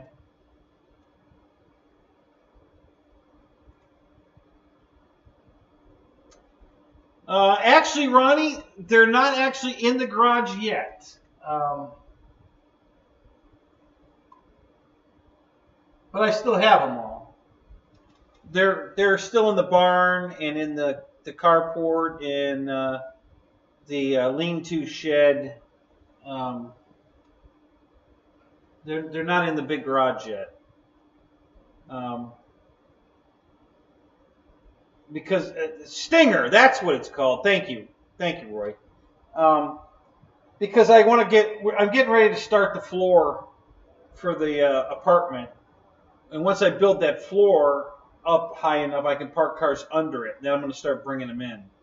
So I didn't want to bring them in yet because I mean I have one in here, but that's the one I'm working on. But I didn't want to start bringing them in because I was just going to have to move them back out to start working on the floor.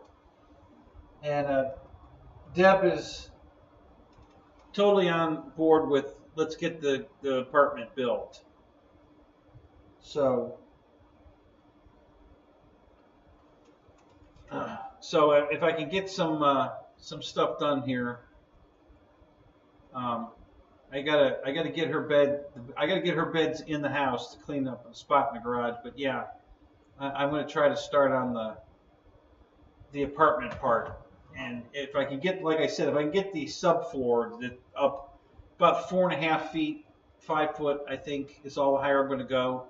That's high enough to park cars under it, and I can put 3, maybe 4 cars under that part of the apartment. And then the hobby room is going to be here in the back where the tent is right now. This is going to be the hobby room, and then everything forward of the tent is going to be the apartment elevator, so that I can park cars under it. So we're gonna get started on that this summer. I hope to have the apartment done, and then we'll go from there. We'll see what happens next. You know, she's pretty excited about building the house too. You know, a new house. So she so that might, if I get the apartment built this summer, maybe we'll get the house. You know, maybe we'll get a new house out of this. I don't know. We'll see. But yeah, that's kind of my plan. I want to get the apartment started so I can get, because once I have the floor in, I won't have to work underneath it anymore. So I can just well, maybe a little bit, but only on the edge. You know, on the front edge. That's where the plumbing is going to be. Is only in the front edge. Well, it'd be the back edge of the apartment, the front of the hobby room. That's where I'm gonna run the plumbing, straight down on that one wall, and that's the only, all the plumbing will be on that wall. The bathroom plumbing will be on this side of the wall. The kitchen plumbing will be on the other side of the wall. And then all the plumbing will be in that one wall, and that's it. So I won't have to do any plumbing up front, and the electrical won't need to be run under the show floor. So once I get that done, the plumbing done, I won't have to be underneath it at all, so that we can just park cars under it and be done. I don't have to move them or nothing. So that's kind of the plan. We'll see how that goes.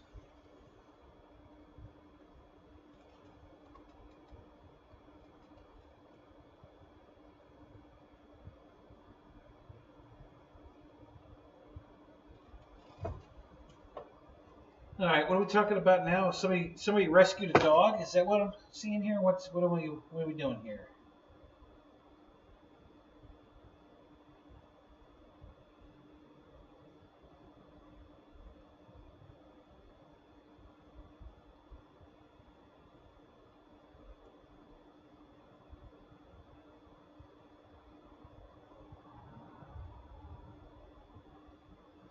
Turned it into a disco ball.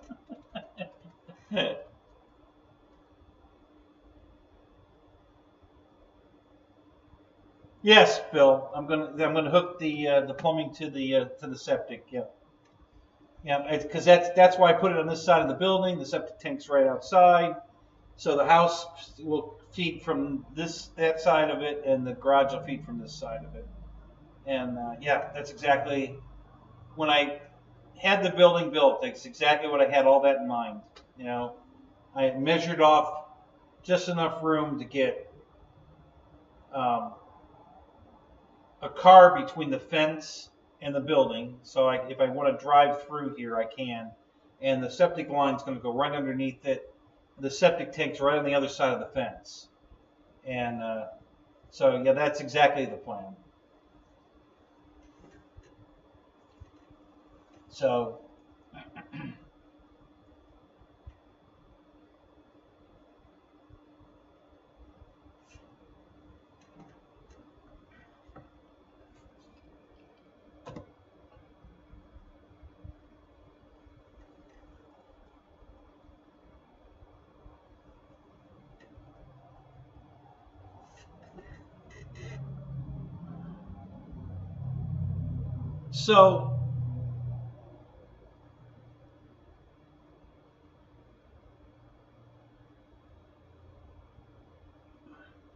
Harlene's? Is that the name of your dog, Harlene? Is that what that means? I'm trying to decipher your...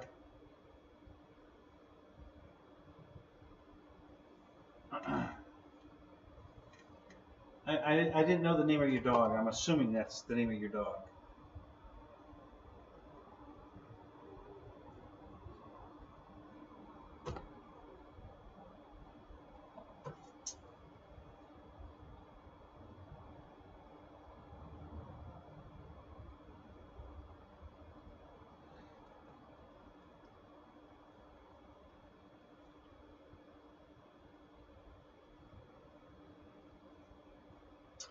Well, Michael, that's a that's a very nice thing you're doing for sure. Take care of the shelter for sure.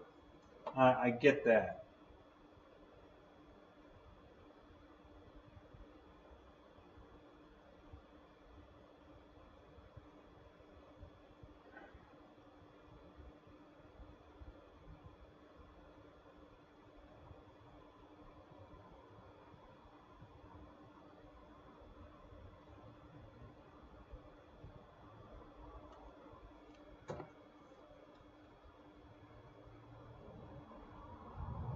I haven't heard anything from the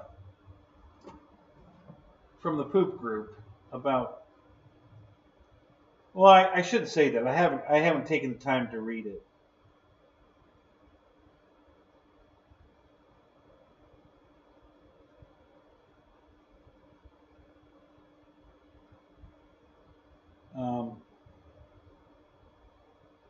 There is some stuff here.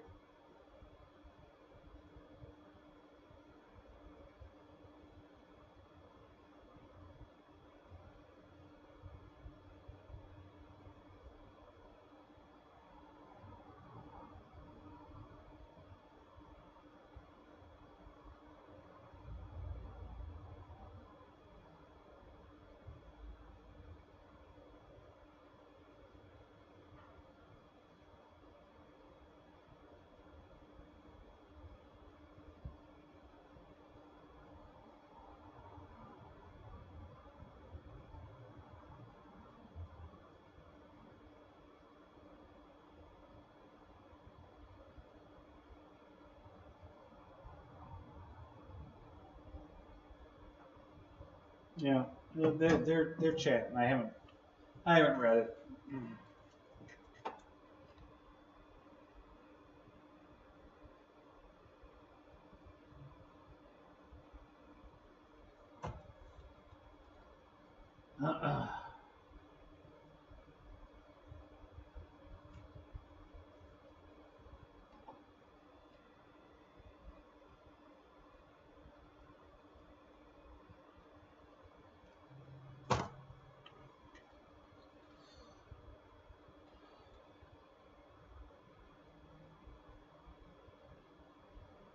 Oh, but God, we're down to 10 people already. Wow.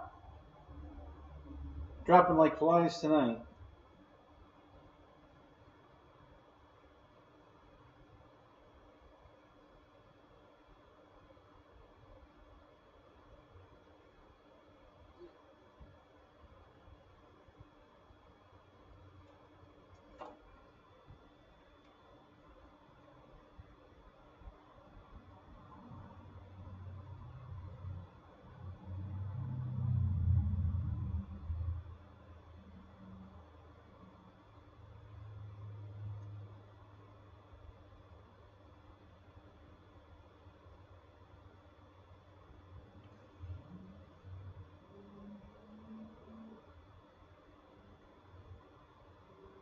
Don't forget the paintbrush.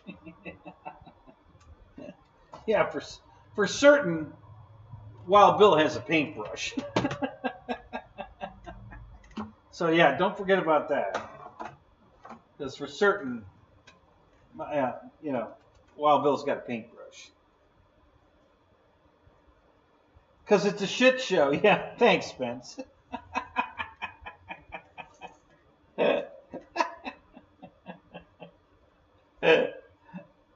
Yeah, it keeps fluctuating up and down. I see that. Yeah, it jumped back up to 12. That's because Spencer came back in. He wanted to make a comment about the shit show. Now he'll go back to his porn. And there it goes. Now it's back to 10 again.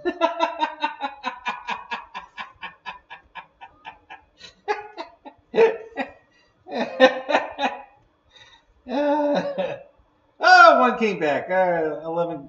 We're back to 11. Different plane time? You want me to get a different plane? All right. How about a request, Spence? Why don't you tell me, what do you want me to bring in here? What do you want to see? Give me a suggestion.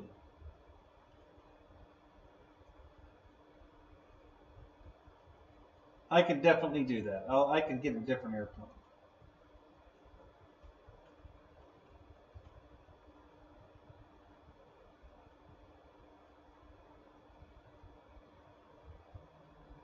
I've not left. Yeah, I know. I'm just busting your balls.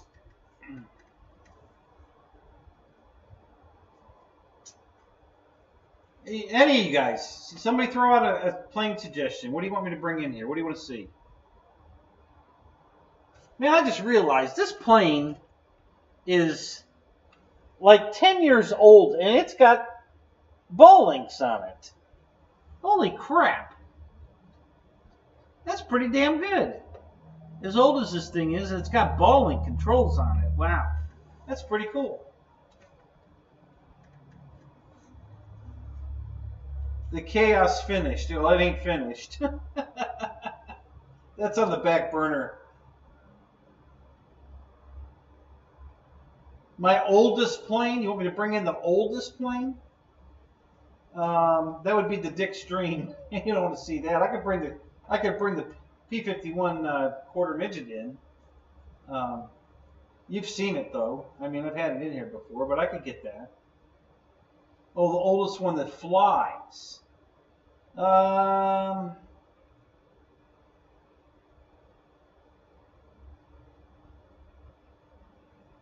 about Dream Dick plane?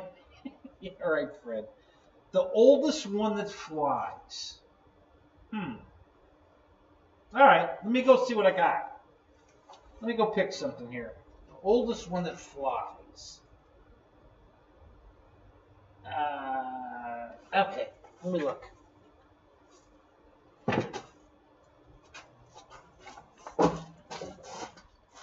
I'll get this one out of here.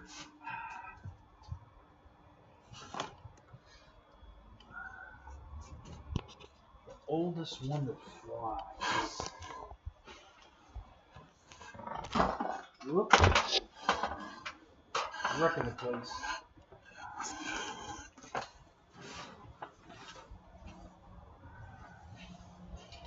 Honestly, this was probably the oldest one that flies. But let me look.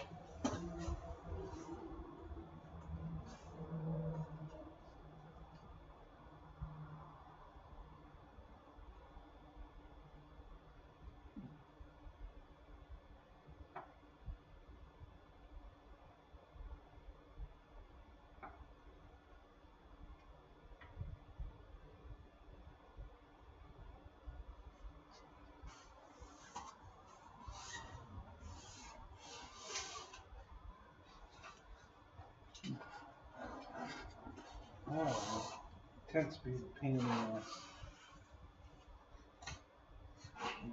Okay. Alright. Let's see if we can tear up something else. Okay. The oldest one that flies. Oh, perfect. I know which one. I got one right here.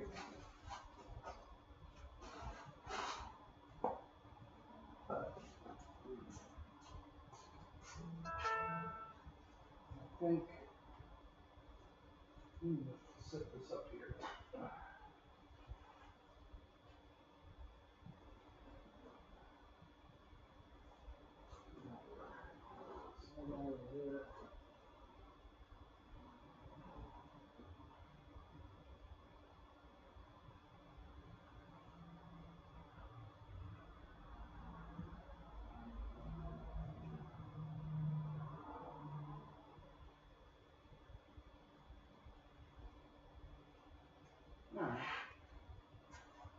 Okay, so here's the oldest one that flies.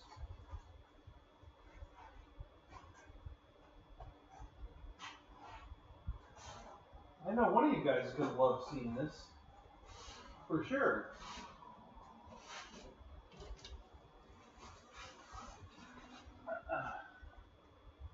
This is definitely one of the oldest, for sure, because this is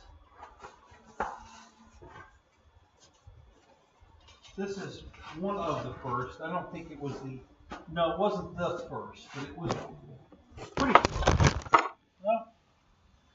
Well, that wasn't good. How in the hell did that happen? Did I step on the damn cord to the camera? Just knocked the laptop on the floor.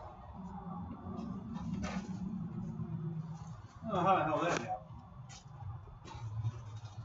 Are we still here? Are you guys still there? Hang on a minute. I'm going to pick up the camera and the laptop. They're both on the floor. I don't know how the hell that happened.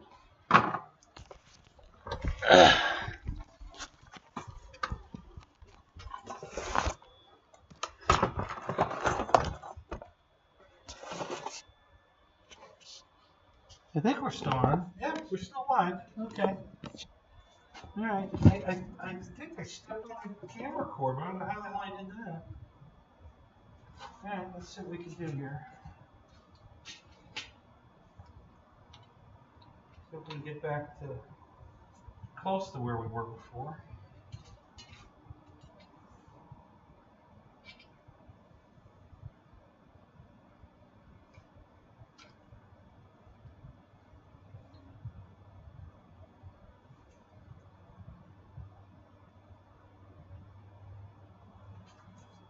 Let's see where we're at. Okay, so let's get the plane out first. Oh yeah, that doesn't look good. All right. All right, let me see if I can get the camera reactivated because it's deactivated, I think.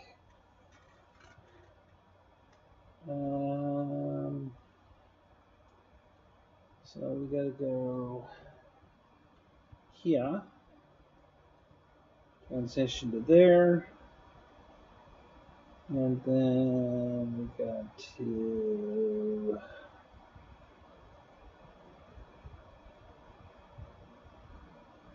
deactivate, reactivate.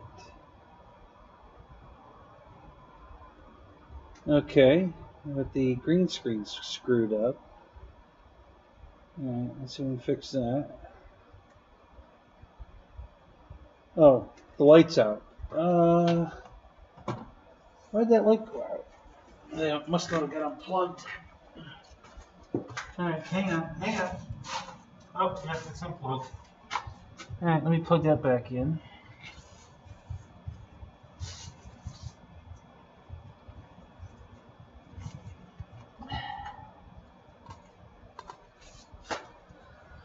Okay, I'm gonna send that back over there a little bit.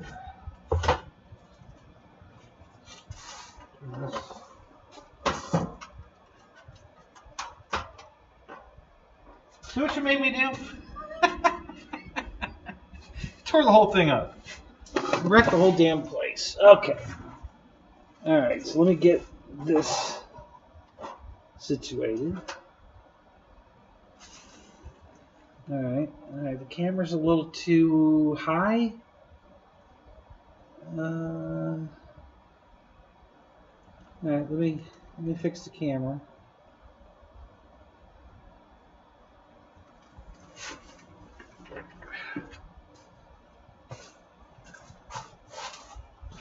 It'll be worth it.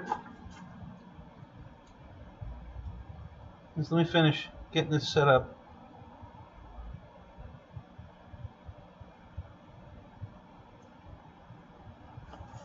I think that's all right. And then, oh, that's just the chair. Okay. All right, that's all right. And then let's do this.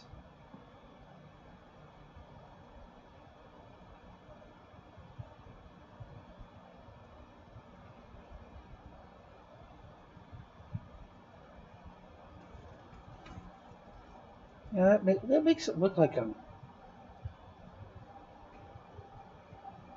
Alright, we'll leave it there. That's alright. Okay. Alright, hang on. We're almost there. Give me a second here. We'll have this baby in the picture here.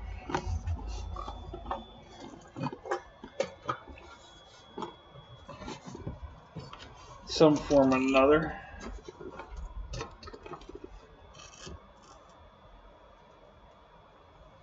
It's dirty.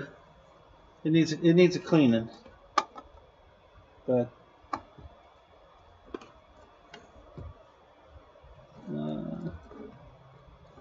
yeah, I think that's good. Let me get back. Get up there. Get back up here. There we go. Okay. All right. Oldest plane that flies. There we go. Now, somebody in the chat here knows this plane intimately.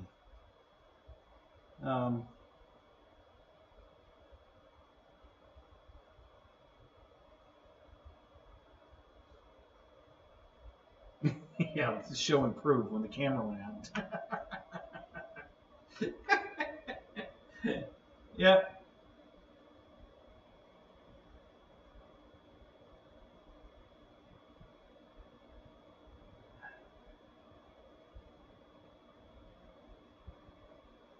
Yep, Wild Bill, that's exactly what it is. A foam 182. Yep. And somebody else in the chat here has this plane. Who is it? Who has this airplane? I wonder.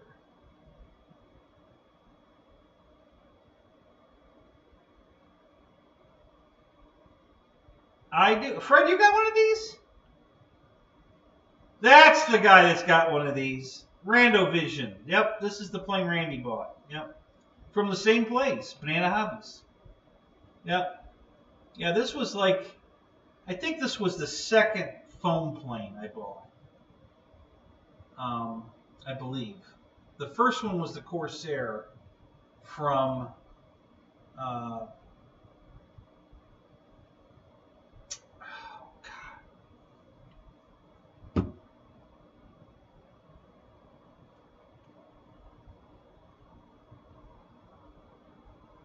Fly Zone.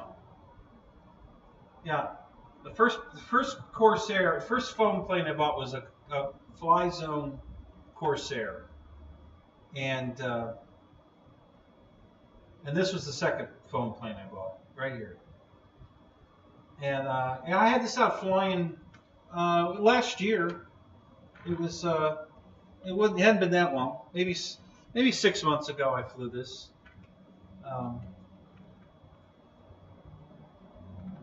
Yeah, the blue FMS version. Yeah, it's the exact same airplane. Yep. And now they even offer the blue one in the cheap version. This one. Which the only difference is it doesn't have FMS stickers on it. It's the same airplane. And now you can get this one in the blue. They used to only offer it in the red, but now you can get it in the red or the blue.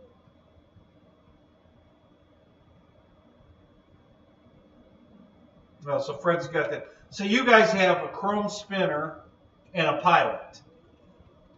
Well, I think I've got a pilot in there now. Yeah, I put a pilot in mine, but it didn't come with a pilot.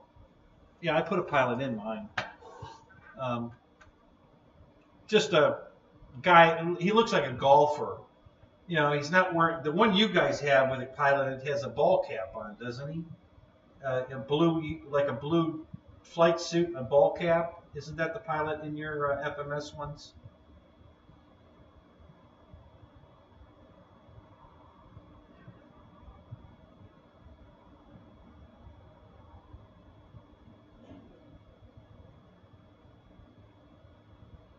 Yeah, that's what I thought. Yep. Yeah, so I found this pilot on one of the websites. I forget which one. And he just looked really cool. It was just a, you know, he's wearing like a sweater type, like a V-neck sweater, I think, and no hat, and just looked kind of like a golfer. And he looked perfect in here. I thought it was a really good choice for the pilot, so I threw him in there.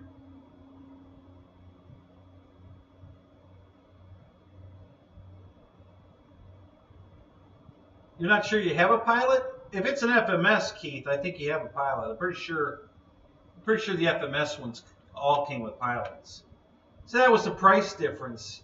You know, they wanted $179 then for the FMS version of this, and it's made by HSD Hobbies, is who makes this airplane. And this is the HSD version of it. White spinner, not a chrome spinner. No pilot, and a white light in the back here. This beacon on the tail is white, and on the FMS it's red. And this plane was $134, ready to fly. It came with the radio, battery, an AC/DC charger, all of that for $134 versus the $179 for the FMS, which was just the plane. You didn't get anything else. You just got the plane. But you got a spinner and a pilot, so.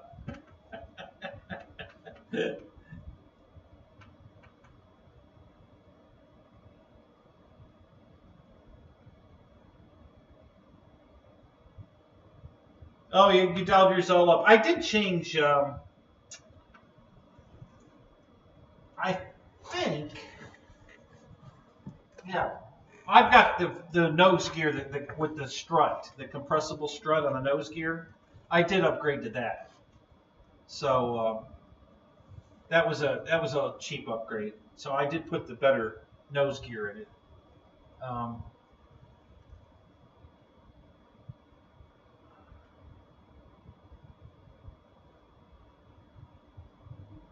So that's the oldest plane that flies. My Corsair, I still have it, but the landing gear, I was replacing the landing gear in it. I got the one side done, and then I got sidetracked, and I didn't get the other side done. So it's currently not flyable, technically. I mean, only because the gear is. The tire's off the strut, but the one gear's not going to go up right. So if I let the gear down and put the wheel back on the one side, it's flyable. It's that close to flyable, but this one's flyable. I could take this out right now and fly it. So it's a nice airplane, good quality. The foam on this thing is amazing. The foam is so smooth on this damn thing that you'd swear it's got like, it almost feels like it has a clear coat on it. It's so smooth, and this is the quality of HSD. They make good airplanes. I really like HSD. They make very good airplanes, and this has been a great airplane. I love this airplane. No mustache on my pilot. No. No, clean shaven, nice looking guy. Yeah, very.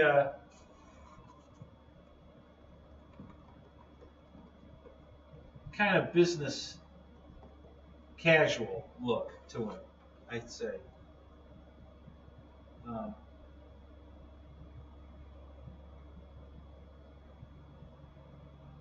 Yes, Fred, I do, but Spence said he wants something flyable. My Pilot racers aren't flyable. I have several old Pilot racers, but they're not flyable. They're close, but they're not flyable. This is flyable.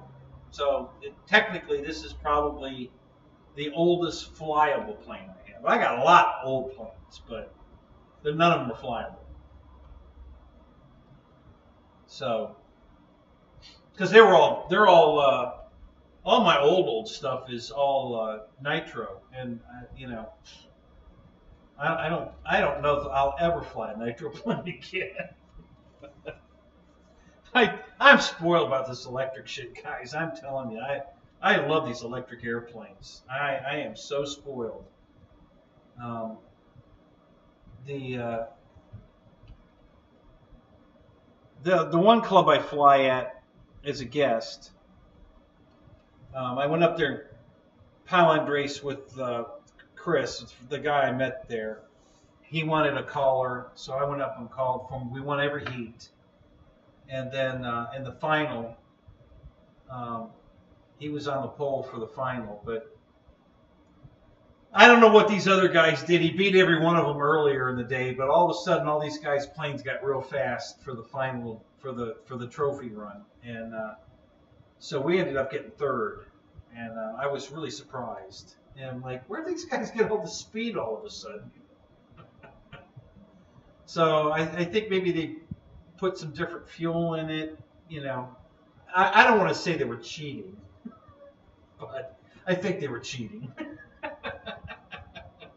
I don't know, but hey, who cares? You know, Chris had a great time. He was happy.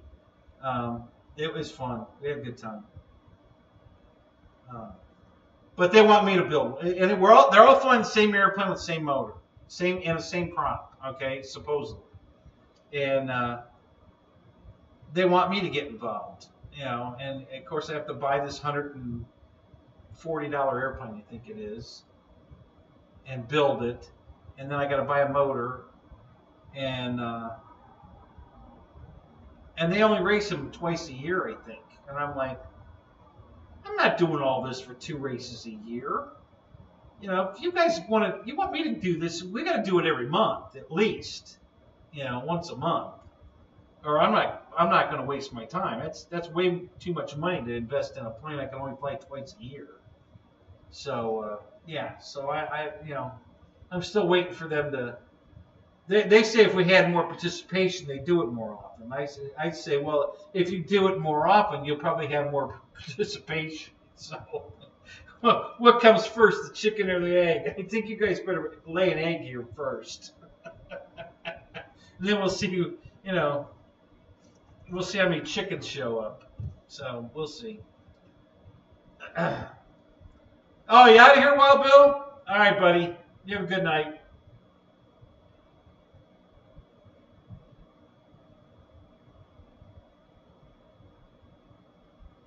It's going over to rewatch the RC Sailors.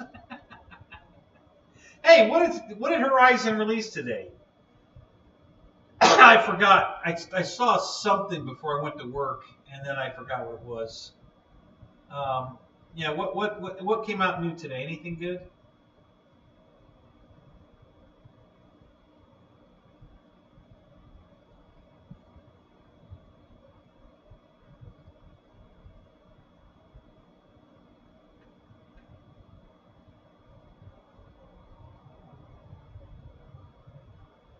Oh, that's right, the Real Flight update. That's the only thing they came out with today was the Real Flight update. Oh. What did you get in the update? Was it they had any airplanes or just? I mean, what was the update?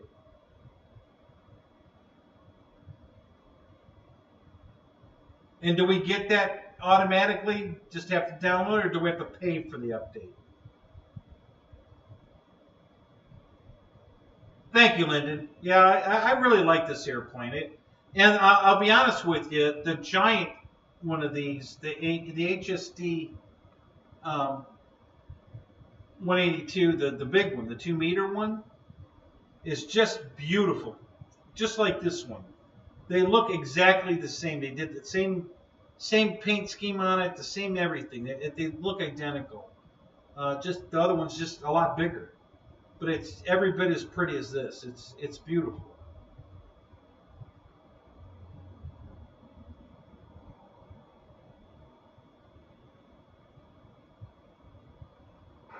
Oh, Elite members free, otherwise $20.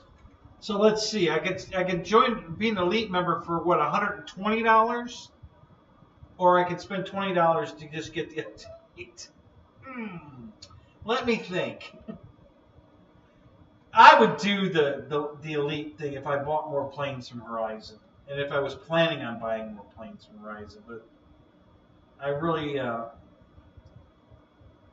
don't know. I probably should have joined it when I bought my Carbon Z T28, the new one, because I probably would have got more spiff points, and it probably would have paid for itself if I'd have done that, but I didn't. That was stupid. I made a lot of mistakes. I bought a couple airplanes this year that I really blew it. I should have done something different. I shouldn't have bought a different airplane. I just should have bought it a different way, like joining the Elite. membership would have got me some big wins. So I really made a big mistake there. This one's 1400 millimeter, Lynden. The big one's 2000. I have two of the big ones and one of the little one. But it's a super sweet airplane. You get it at Banana Hobbies. They're still pretty cheap. I think they've gone up from $109, but they were $99 for quite a while. And then they went up to 109, and I think they're up to like 129 now, I think. Don't hold me to that. But go on Banana Hobbies and look it up. And see what they want for it now. I forget. So, but yeah, this is, and that's who makes it for FMS. It's the exact same airplane that FMS sells. HSD makes it for FMS. So, yeah, so if you, like I said, there's a couple extra perks for the FMS one. You get an FMS decal on it instead of 2 N numbers and an HSD decal on it. You get a pilot in the FMS one. You get a chrome spinner in the FMS one. You get a red beacon in the back instead of a white beacon. That's about it. The windows are tinted in the FMS one, darker than these. And there's a pilot in it. And that's about it. And it's a lot more money. So I went cheap. I just wanted it to fly. I didn't give a crap about all that extra stuff. So so that's why I decided to buy the cheap one from Banana. And I'm super happy I did. I have no complaints. It's been an excellent airplane.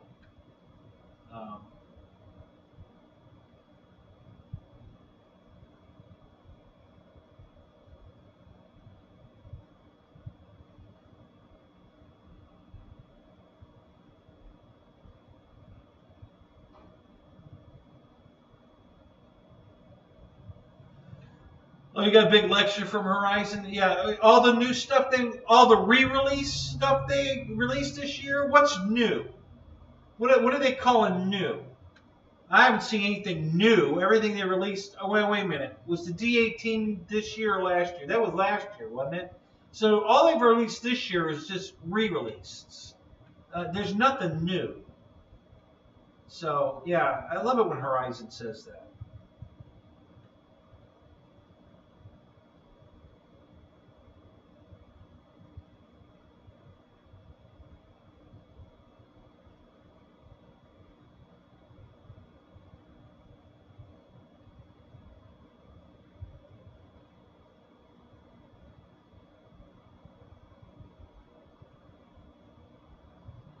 Yeah, Keith, exactly. So this is some of that stuff you just mentioned were some of the things I thought about after I didn't join and bought 2 airplanes I bought my real flight last year, or it might be 2 years ago. I don't remember. But yeah, that's some of the stuff I after the fact thought and because I bought the airplanes, if I I probably should have done that. And I didn't. So I screwed myself on that one.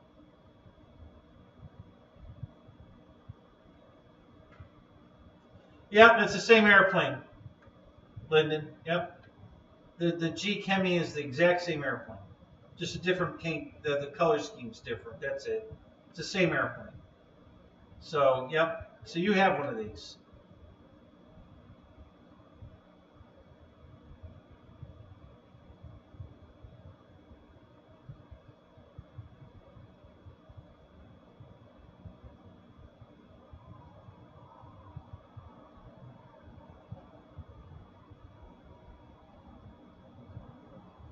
Oh, you want Real Flight 8? Yeah. See, I don't think I had a Real Flight at all until I bought. I think I got 9.5. I think is what I've got.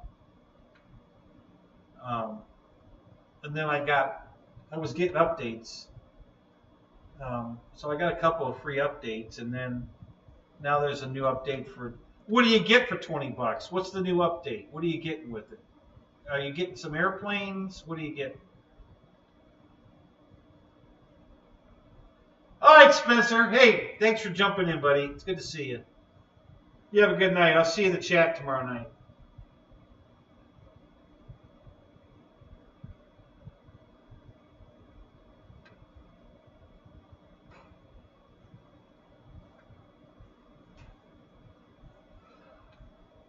Yeah, so this will get cleaned up now that I pulled it out of the rack. I'll go ahead and clean this up. Well, I'm missing the lens for the landing light is gone.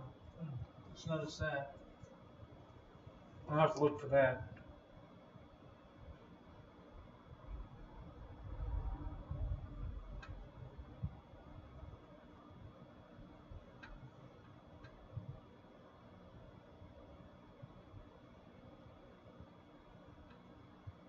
Yeah, I'm really disappointed in all the companies with all their. I mean, honestly, X-Fly's killing it. X-Fly and Hobby King are killing it.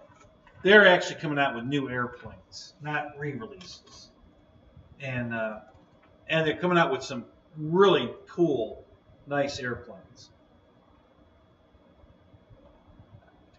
The King Twin is awesome. The C-130 is kind of a re-release, but they redid it. I mean, it's got retracts now. It's got there's a lot of it's got the cargo bay door and the side door. So yeah, they updated that plane quite a bit and really re-released it. From what I understand, I never had the original 130, but I hear they had one before. But the King Twin is new.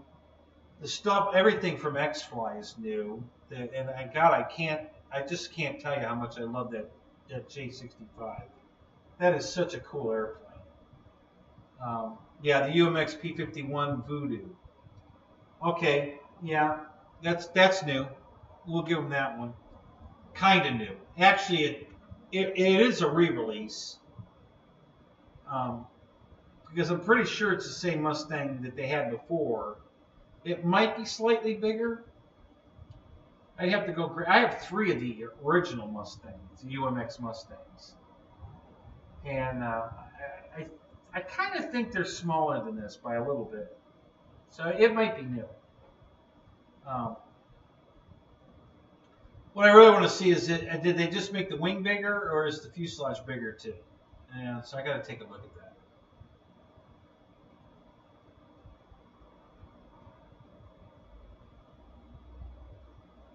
Yeah, okay, Keith. You know what? You're right. Some of these UMX planes they've come out with are new. Yep, the Otter's new for sure. Yep. Yeah, the D18 though I don't think came out this year. Although I don't think the Twin Otter did either. When did the Twin Otter come out? Because we're only in March. But yeah, you're right. They did come out with a couple of new UMX planes. I don't buy UMX planes, so I mean, but yeah, the D18 is new, but everything else has just been re-released stuff, and I don't count that. All right, Michael, go watch the Sailor reruns. We'll see you tomorrow night in the chat. Oh, those are the new planes on Real Flight. Oh, okay. Oh, so if I pay the $20, I'm gonna get the UMX Voodoo. I'm gonna get the D18, the Airliner, and the Twin Otter UMX, and the flat foamy. You know what? It ain't worth $20 to me. I don't care. I'm not spending $20 for those. So never mind. Oh, but I bet Draco's on there though, because that was part of. Because I don't have Draco. So there was a 9.5S. Am I right there? Is that, and that's when they put the Draco in there? It was on the 9.5S. Am I got that right, or am I wrong? I don't know.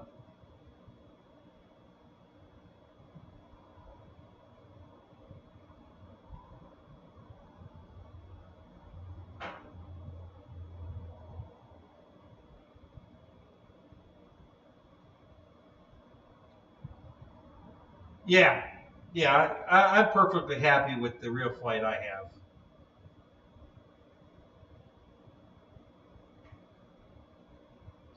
Yeah, Lyndon, you're right. These do look scale in the air, and especially you may want to look into the 2 meter version of this because it's nice. It really is. It's super nice. It's got awesome lights on it. Um, and you might be able to get that before you go home and take it with you. I think they have it in stock. Bidco might have it in stock. As a matter of fact, you might be able to call Pilot Ryan and get one. Um, either he might have one in stock, or he could have them drop shipped to you. But you should be able to take it with you when you go back to the Gunya. So yeah, you might want to look into that. And it's pretty cheap. I think it's still what they want for this. The big one, $3.99, I think, or $2.99. The hell was it?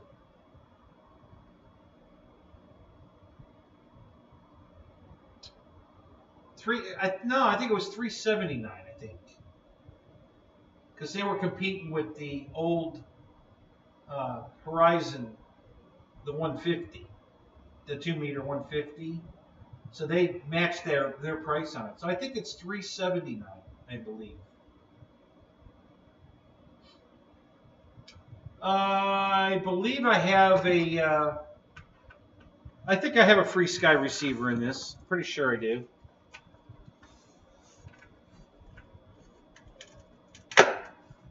Yeah, it's got a free Sky receiver in it. One of the 6S.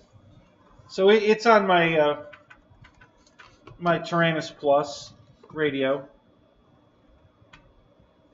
Hell, I probably should put it on. Maybe I'll put it on the Radio Master.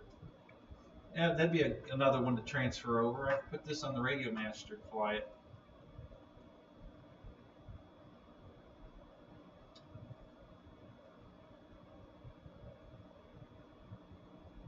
Oh, it's simple, Keith. All you do is go in, pick the plane you want, okay? And then you have to use your keyboard. You can't use the remote. You got to use your keyboard, and you go up and pick airplane, edit. I think there's a quick edit. You can click on the quick edit, and it opens a window. And then right at the bottom of the line, on the first screen that comes up, you can just barely see the 100%. There's a 100 number there, and just click on it, and then make it 400. That's it. That's all you gotta do. I just did it to the Twin Otter. Oh my God, was that a good choice? Holy crap! The Twin Otter, now gigantic, is a blast to fly. I really enjoyed that. I did that Monday, and that was cool. So so I giant sized my Twin Otter, and that was cool. So Roy knows. Yeah, the 2-meter 150 is awesome. Yeah, it's a good airplane. I like it. I love mine. I'm gonna doll it up. I think I'm gonna change it from the red to yellow though. I got new decals, so it's still gonna be the same decal package. It'll look like an Aerobat, but I think I'm gonna make it yellow instead of the red, because I'm gonna steam all there's some dents in it here and there. I'm going to steam all the dents out of it, smooth it all out, and then I think I'm going to repaint it yellow. Yellow and black, and then put all the decals back on. I already bought the decal sheet, so I'm ready to go.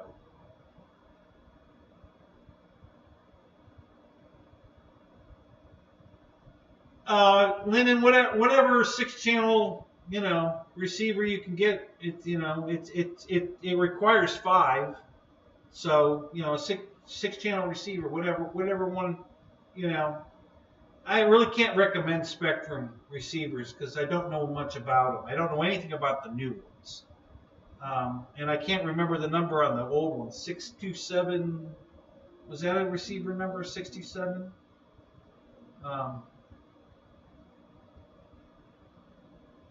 You were trying to crash into me on a show. Well, that's half the fun. It's, I would think I was trying to shoot all of you down there with the Mustang for a while there. So, but yeah.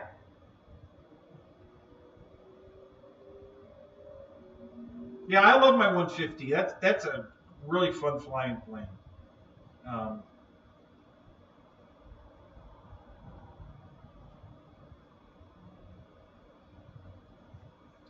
So there you go, Lyndon. There's two recommendations right there. Either the AR620 or the 631 if you want the AS3X.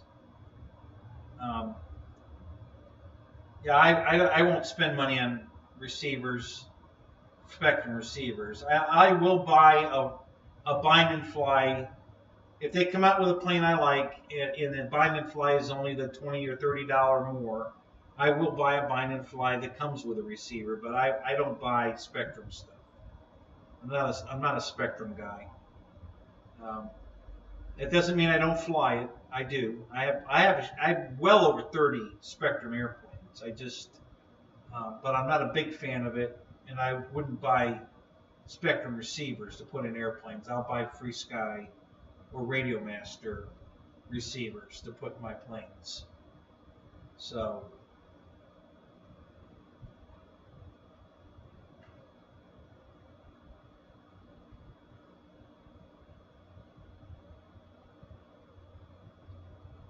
yeah, now, Keith, is the AR620 the one that doesn't have antennas on it? I forget. Like I say, I'm not a real Spectrum expert. And does the 631 have antennas on it?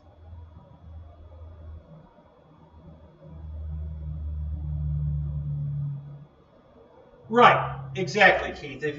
If I'm going to buy a bind and fly, and the receiver's only $30, then yeah, why not? Now, before I used to be able to buy receivers cheaper than $30, so I didn't buy them. I'd buy a plug and play because I could get an 8-channel Free Sky receiver for $27, and that will go on to other airplanes later in life if I decide to, move it around. Because I do that from time to time. I don't have receivers in all 130, 140 airplanes I have. Most of them. I mean, it's probably 110 with receivers in them. But every once in a while, I'll have to move a receiver out of one plane to put in another to fly it.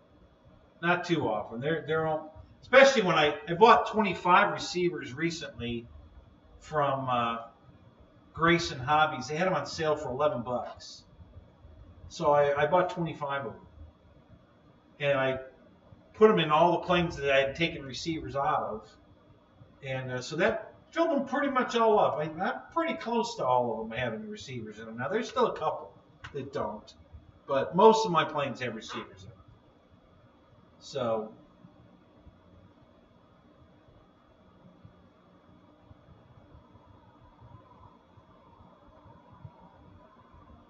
okay, so the 620 and the 630 don't have antennas.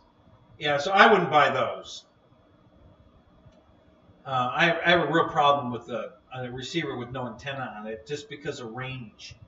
I've got good eyesight. I can see really far away, and I fly my planes far away sometimes.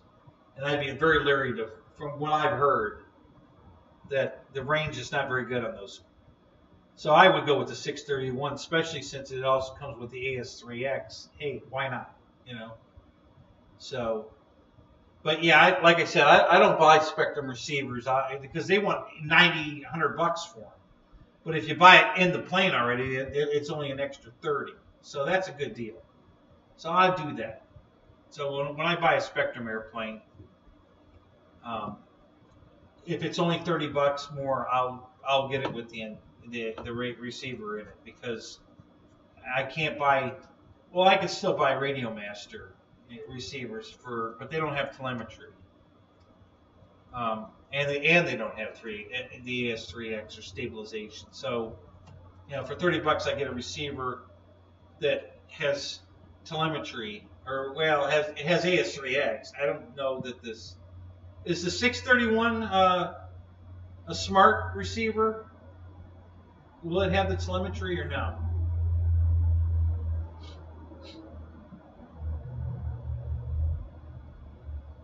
Yeah, right, Keith. Exactly. A park flyer or something small like that you keep close by, yeah, no problem.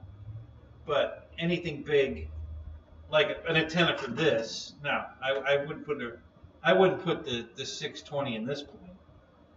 Now this is big enough to fly pretty far away. So, but a UMX or a hand tosser like this, this one here. This is the Motion Thud, the 105. Yeah, I'd put a 620 in this, but I wouldn't put it in this.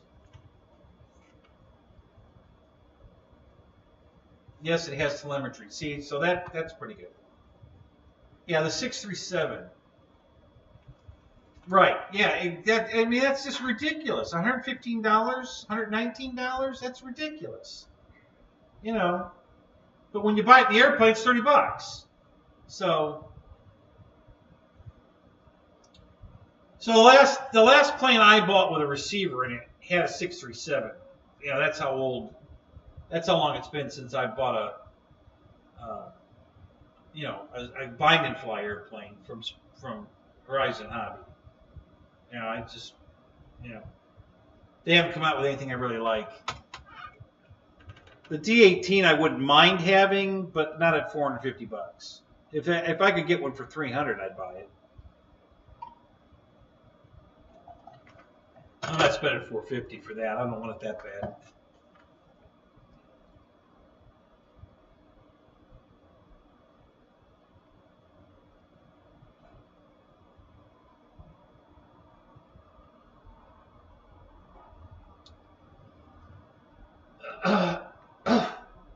Well, so what's the price difference between a 620 and a 631? You bring up a good point, Keith. That's a good point. So yeah, maybe. But what's the price difference between a 620, a 630, and a 631?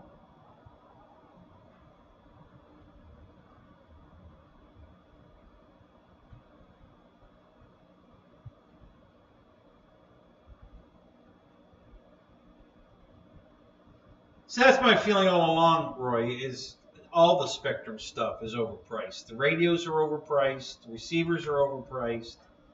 I could not afford to put all these airplanes I have. I could not afford to put Spectrum receivers in. No, and that's why very, very early on I got out of the Spectrum. Drinking the Kool-Aid, for lack of a better word. Again, I still buy them. If it's a bind and fly that I want, I'll buy it. But I buy all these other airplanes that are not Horizon airplanes, and I put Radio Master or Free Sky receivers in them.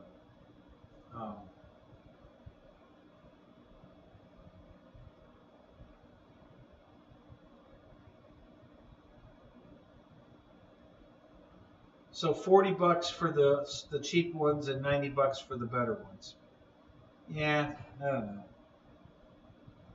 I think I'd find a bind and fly plane on Marketplace and buy it and rip the receiver out of it.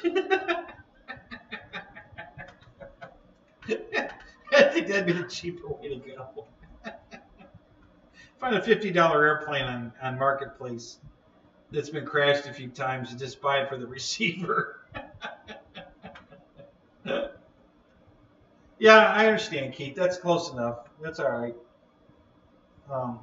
Yeah, I would have no idea. I've never bought a Spectrum receiver before, so I couldn't tell you what any of them. I've looked them up before, and they're just, when I saw the $100, as soon as there were 3 digits, I was out. I didn't look any longer than that. It's like 100. Never mind. That's way too much money for a receiver. So yeah, I that's why I got out of the Spectrum, the whole Spectrum thing. That and the fact that I don't think they're very reliable. I know a lot of you guys haven't had a problem, and that I'm glad. But you also probably don't fly at a lot of different fields. Now, at the field I fly at all the time, 90% of the time, I have never had a Spectrum problem with my stuff. I was flying somebody else's Spectrum plane and got shot down. Well, I did save it at the end, but it was going in. I lost it, didn't have it. I got the radio over my head, and I'm all the way. I flew it all the way to the ground, trying to get it back, and I got it pulled out right at the bottom. And I got it back over. I landed it right immediately, and I handed him the radio. I said, "Thank you. It's all trimmed out for you. Go ahead and fly if you want." So, you know, no thanks. I'm done. But I've never had a problem with any of my stuff. So, but at that field. But like I said, when I went down to the other field at the Imperial field where we had the Pilot Ryan event, you know, my drone went in, and my RV-8 that was on Spectrum went in, and it cost me $350 to fix the RV-8. You know, over Spectrum receivers. So never had a problem with the it has a FreeSky receiver in it, and I think it I don't know if it's a 6 or an 8 channel. I don't remember what I put in there, but it's a real FreeSky receiver, and I've never had a problem with that. So it's been in there ever since the crash, 3 years ago. So yeah.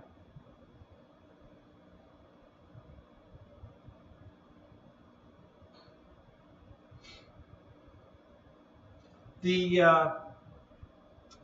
only plane I had a brownout on, and it really pissed me off because I wanted this plane forever. It was a Pulse, and it was a bind and fly Pulse. And I bound it up to my DX6i. I didn't even put it on my. I wanted to go full Spectrum, 100% with, the module that I put in the back of my radio is a real Spectrum module, but it's only DSM-2. My DX6i was DSM-X. So I even went that route, thinking it would be better. Because I did not want to lose this airplane. I love the Pulse, and I bought it. I finally got one. I found one. And it was new in the box, but I couldn't get one local. I had to, anyway. So I got it. I was so excited to get it. I put it on the DX6i because I thought, I'm not losing this one. I'm going to put it on a real Spectrum receiver with the DSX, DSM-X, not DSM-2, and everything. And I got out the field, and I took off and lost it 3 seconds after it got in the air, and it flew away. And it ended up in a tree at property way over, and trying to cut it out of the tree, the plane got destroyed. I was so pissed off. Oh my God. I was so pissed off. So,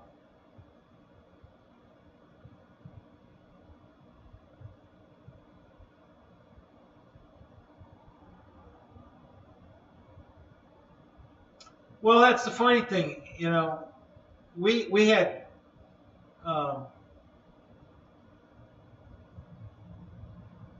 we had Wi-Fi antennas at both ends of the field I flew at, and that's where we were having the Spectrum problems. Never had a problem with the FreeSky stuff. With the Wi-Fi towers, the cell towers. Never had even a glitch with the FreeSky stuff.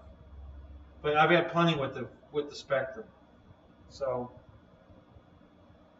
there were, between the cheap, just the price of the stuff and the problems I was having.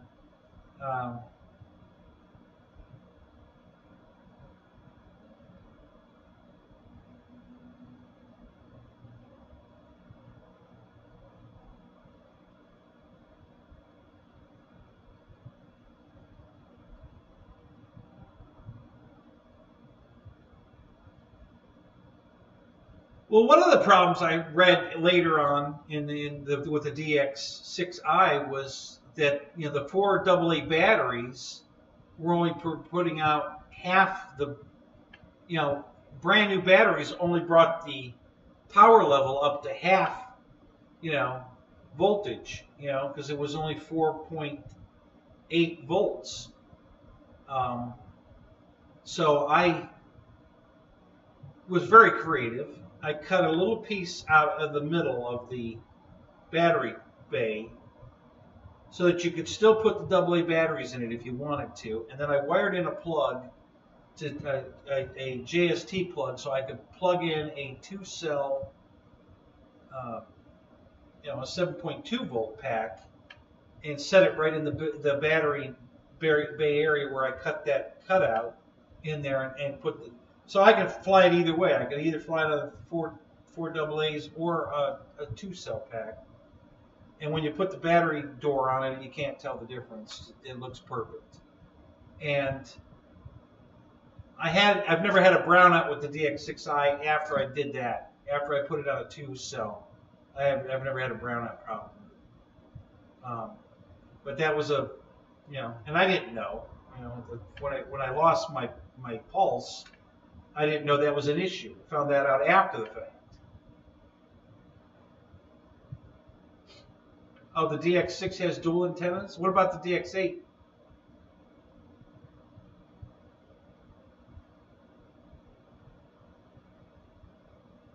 Well, that's all gone anyway, because the new NX series is the whole new protocol that Spectrum's using. So it took care of all these old issues, and Jason Merkel is the one that I was listening to a conversation with him and Dave about the new NX radios.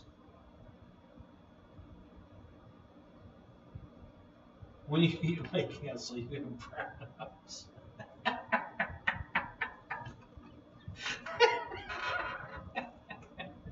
That was a good one, Brian.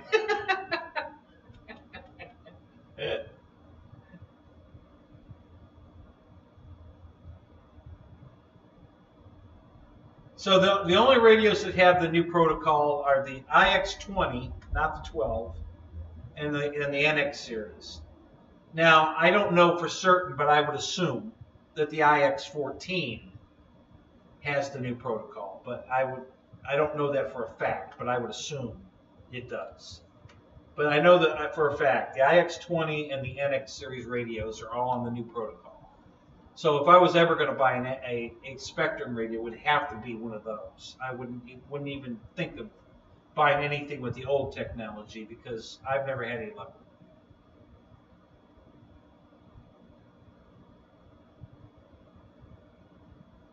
You call it blackout?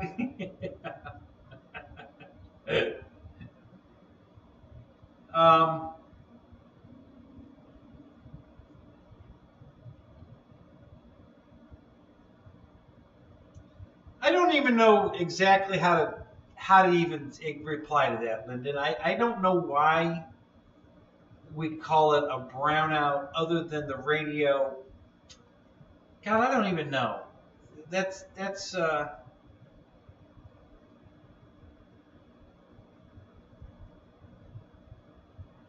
mean, we usually just call it getting shot down, but yeah, I really don't know where the brownout terminology came from, to be honest. It's a good point, though. Yeah, a blackout. We used to call it that. I don't know what distinguished the brownout between a blackout.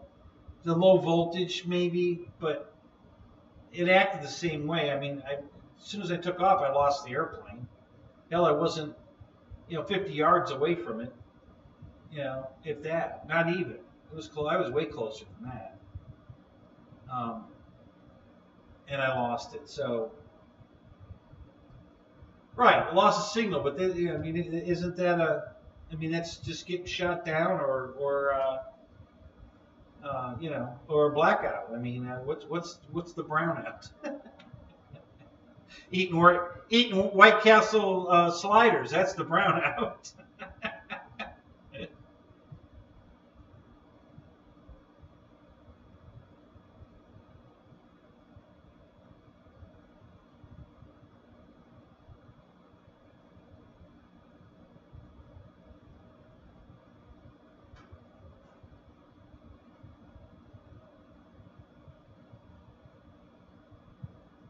Underwear stains. Yeah, see, Fred's got it. There you go.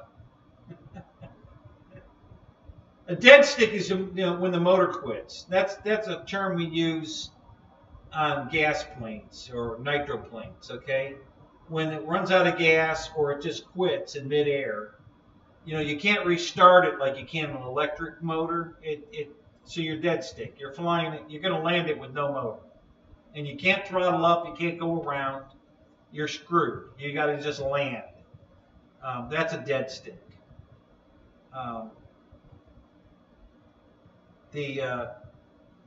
Normally doesn't happen in electric. Even on a Spectrum plane, if you lose the motor, if you throttle all the way down and give it a second or two, and you can usually throttle back up very lightly, but enough to get it on the ground usually. You know, if you're very gentle with the throttle, you can get enough motor running again to get it lined up on the runway and get it on the ground. You don't have that option with a nitro plane or if it's dead, it's dead. You ain't restarting it in the air. So unless you have an electric starter on it, but that's like 0.0002% of the planes ever have that. So yeah, that's a term we used to use a lot with the gas planes, nitro planes.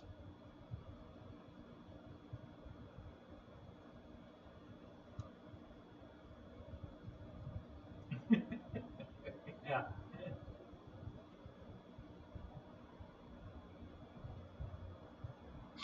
Yeah, that's a good brownout. Yeah.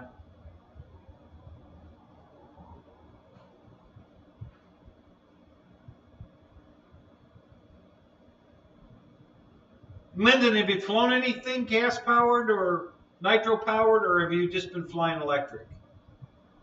Yeah. Nowadays, most people, I don't know. I don't want to speak out of turn too much, but I don't think a lot of people are getting into this hobby and going to nitro or gas planes. Maybe some of the really big stuff. I don't know. I'm just I'm so spoiled with this electric stuff, and the battery technology is getting so good. Those new 5200s, guys, that I bought, the HRBs. Now they're too new to tell you that they're the best battery I've ever had, kind of crap. But just so you know, it flew the J65 for 14 minutes. A 5200 HRB red flew the J65 for 14 minutes, and I still had plenty of battery left. I didn't run it down. I purposely landed at 3.8 volts. You know, I usually take it all the way down to, you know, when it just touches the 3.6 volts. So when it's unloaded, it comes back up to 375. I didn't even take it that far. 3.8 volts, and I got 14 minutes on that thing in a jet. So I was pretty impressed with that. And that's plenty of flight time, guys. So there's just no reason. Everybody says, oh, you get more flight time with a gas plane. Not anymore. You know, that you just don't. You really don't. So.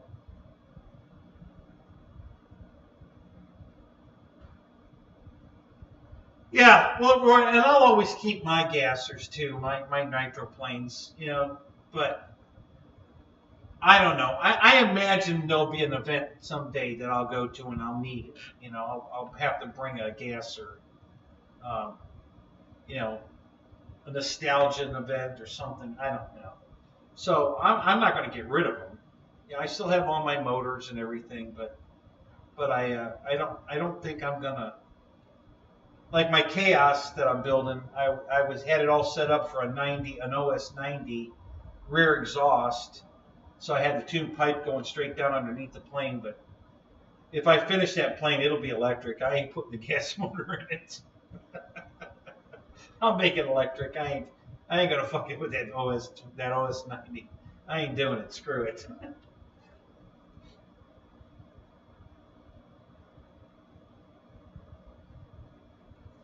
Yeah, you can pick them up cheap. You know, everybody's trying to get rid of their old stuff. It's just, you know, like I said, the batteries keep getting better and better, and more people are just, you know, converting over.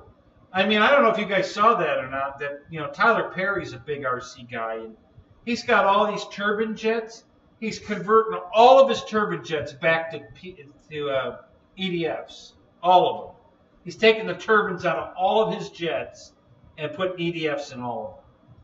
So what does that tell you? I mean, you know, that's crazy, you know. But that's what he's doing because he don't want to deal with the turbines anymore. I don't know why. I don't know what.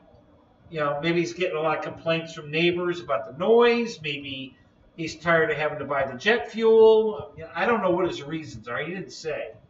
All he said was he's converting them all back to EDFs. So I thought that was interesting.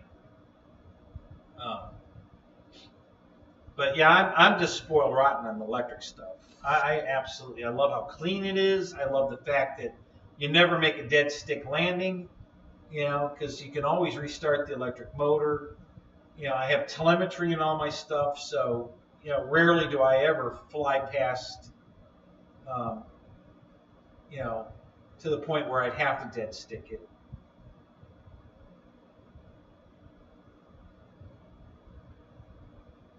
Oh, is that what it was, Brian? He just wanted to come home and fly quietly? Are you making that up, or do you really know that? I never know with you. So,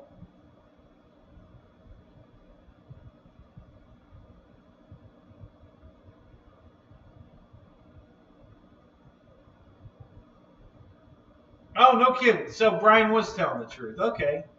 Yeah, I didn't see that part of it. I missed that. So there you go. So,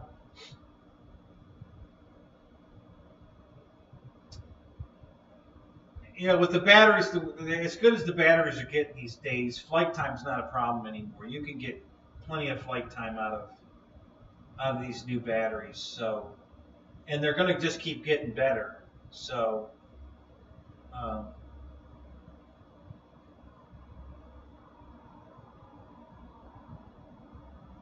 yeah, yep, Fred. Yep. So that's cool. I mean, that, you know, that's not a bad reason. I mean, there's nothing wrong with that. So, but yeah, that's.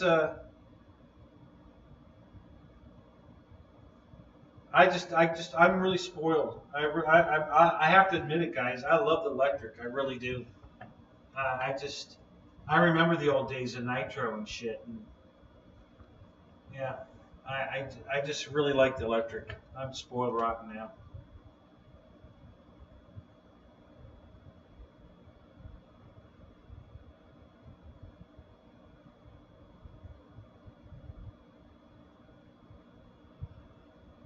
Yeah, what surprises me, Brian, is he's converting all of them, and not just a couple of them. So he has a few to fly quietly. He's changing all of them. You know, I heard him say that. You know, he's converting them all. Well, I think it was Ramey said it, but yeah, he's converting them all back to, or he's converting them all to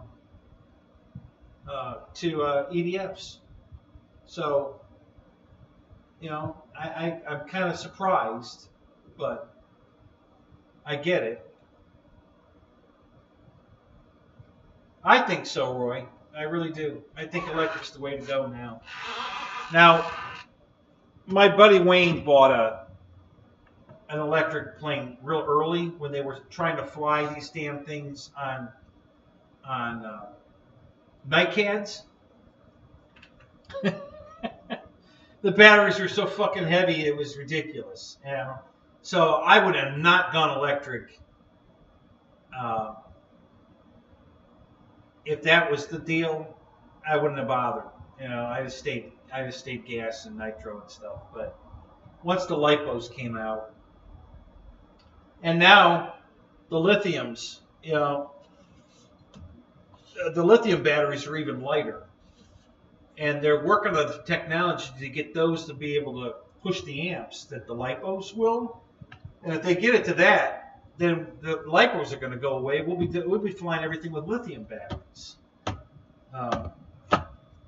So yeah, so I see a big future in the battery department. I think battery technology is just going to get better and better and better. And it's just going to make our flying experiences better. So I'm not switching. I'm staying electric. I like it. So still drinking beer on the phone.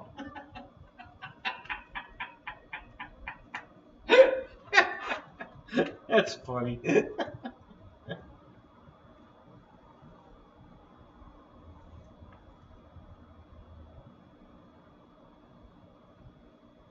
Right, exactly, Keith. Yeah, I didn't start flying then.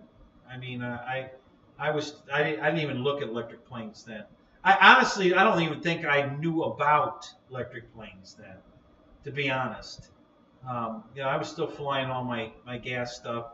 I wasn't really big on the internet. I certainly wasn't looking around for all these damn websites I found. I mean, my whole flying field, everybody out of my field is old school like that. None of them know who Motion RC is or Banana Hobbies or any of those. They know Horizon, but the Horizon's got to, they buy their surface stuff. But, these other companies, they don't even know who they are.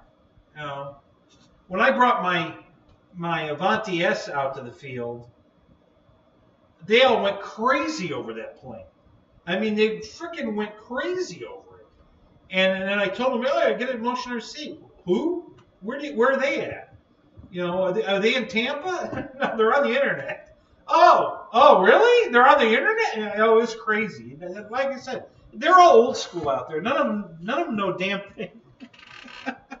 So, the Avanti was just like life-changing for all of these guys when I brought that out to the field. So, so that's I'm super happy with this electric stuff, guys. I really am.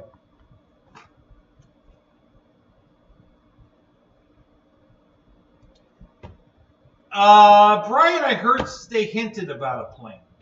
I don't know. I didn't see it. I'm going to go check that out. Apparently, they did they showed the box and talked about something coming new. And then somebody speculated what it was, but I forgot what they speculated what it was. So, yeah, we'll have to see. I really don't know.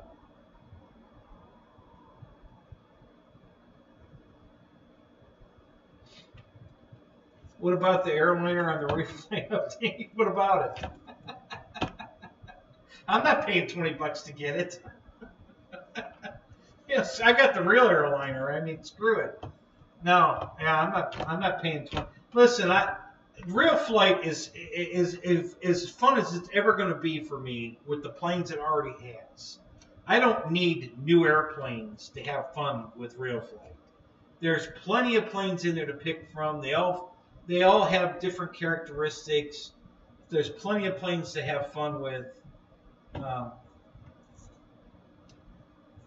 Is it a new release? What? Well, it's the Banana Hobbies plane is, I believe it's a new release from X-Fly, Keith. So yes, I believe it's a new release from X-Fly, and I don't know what it is.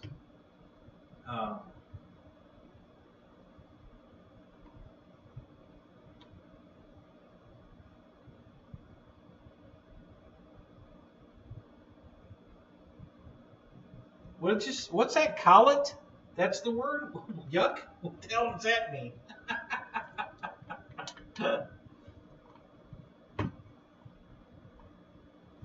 Oh, on Horizon, I don't know. I have no idea. I haven't even been on Horizon today to even look. I don't know what. I couldn't speak intelligently about it at all. I haven't even seen it.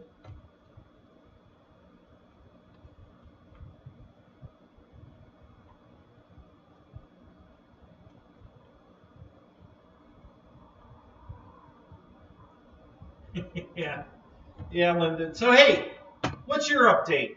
When are you going back? Are you still here, or have you gone back? I think you're still here, aren't you? So when are you going back? How much longer are you going to be here?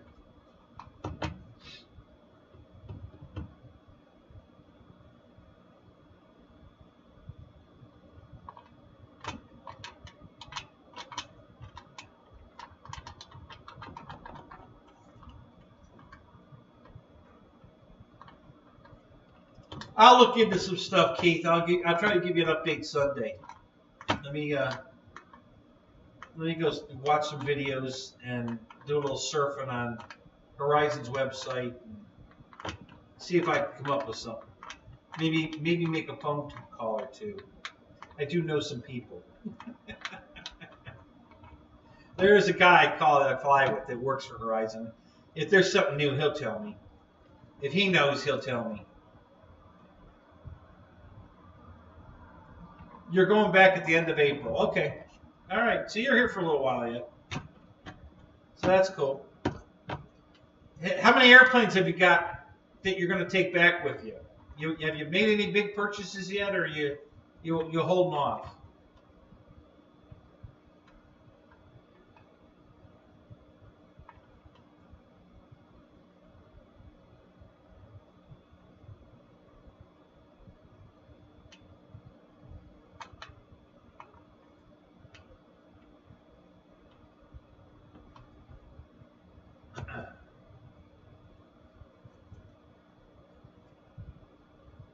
Yeah, but get the true experience, Roy. You gotta put the brake on, so it drops like it is on Draco.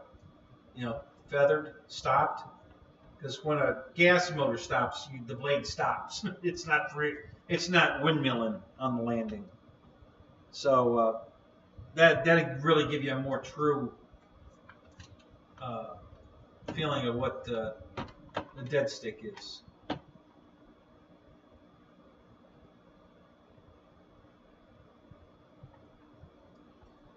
All right, I'm with Fred. Let's get out of here. Good night, amigos, my RC amigos. Let's shut this thing down. I'll catch you guys Sunday night, and we'll...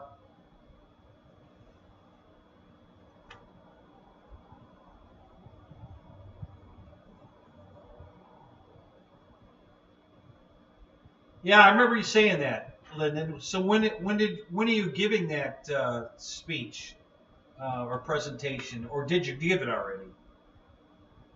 So yeah, I remember you talking about that though.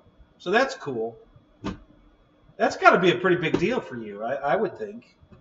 You got to be pretty proud that they asked you to speak at that.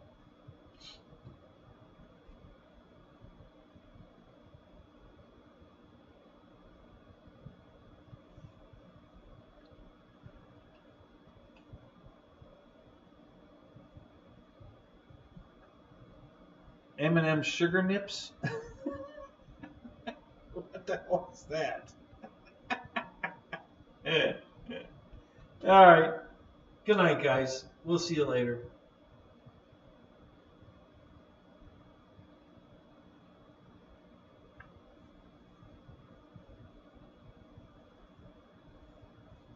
Oh, so you got two of them in. Well, good for you, Lyndon. That's awesome. I'm really happy for you. That's pretty cool. That's got to feel good to get asked to do that. So, good for you. All right, guys. I'm shutting it down. Have a good night. We'll catch you guys later.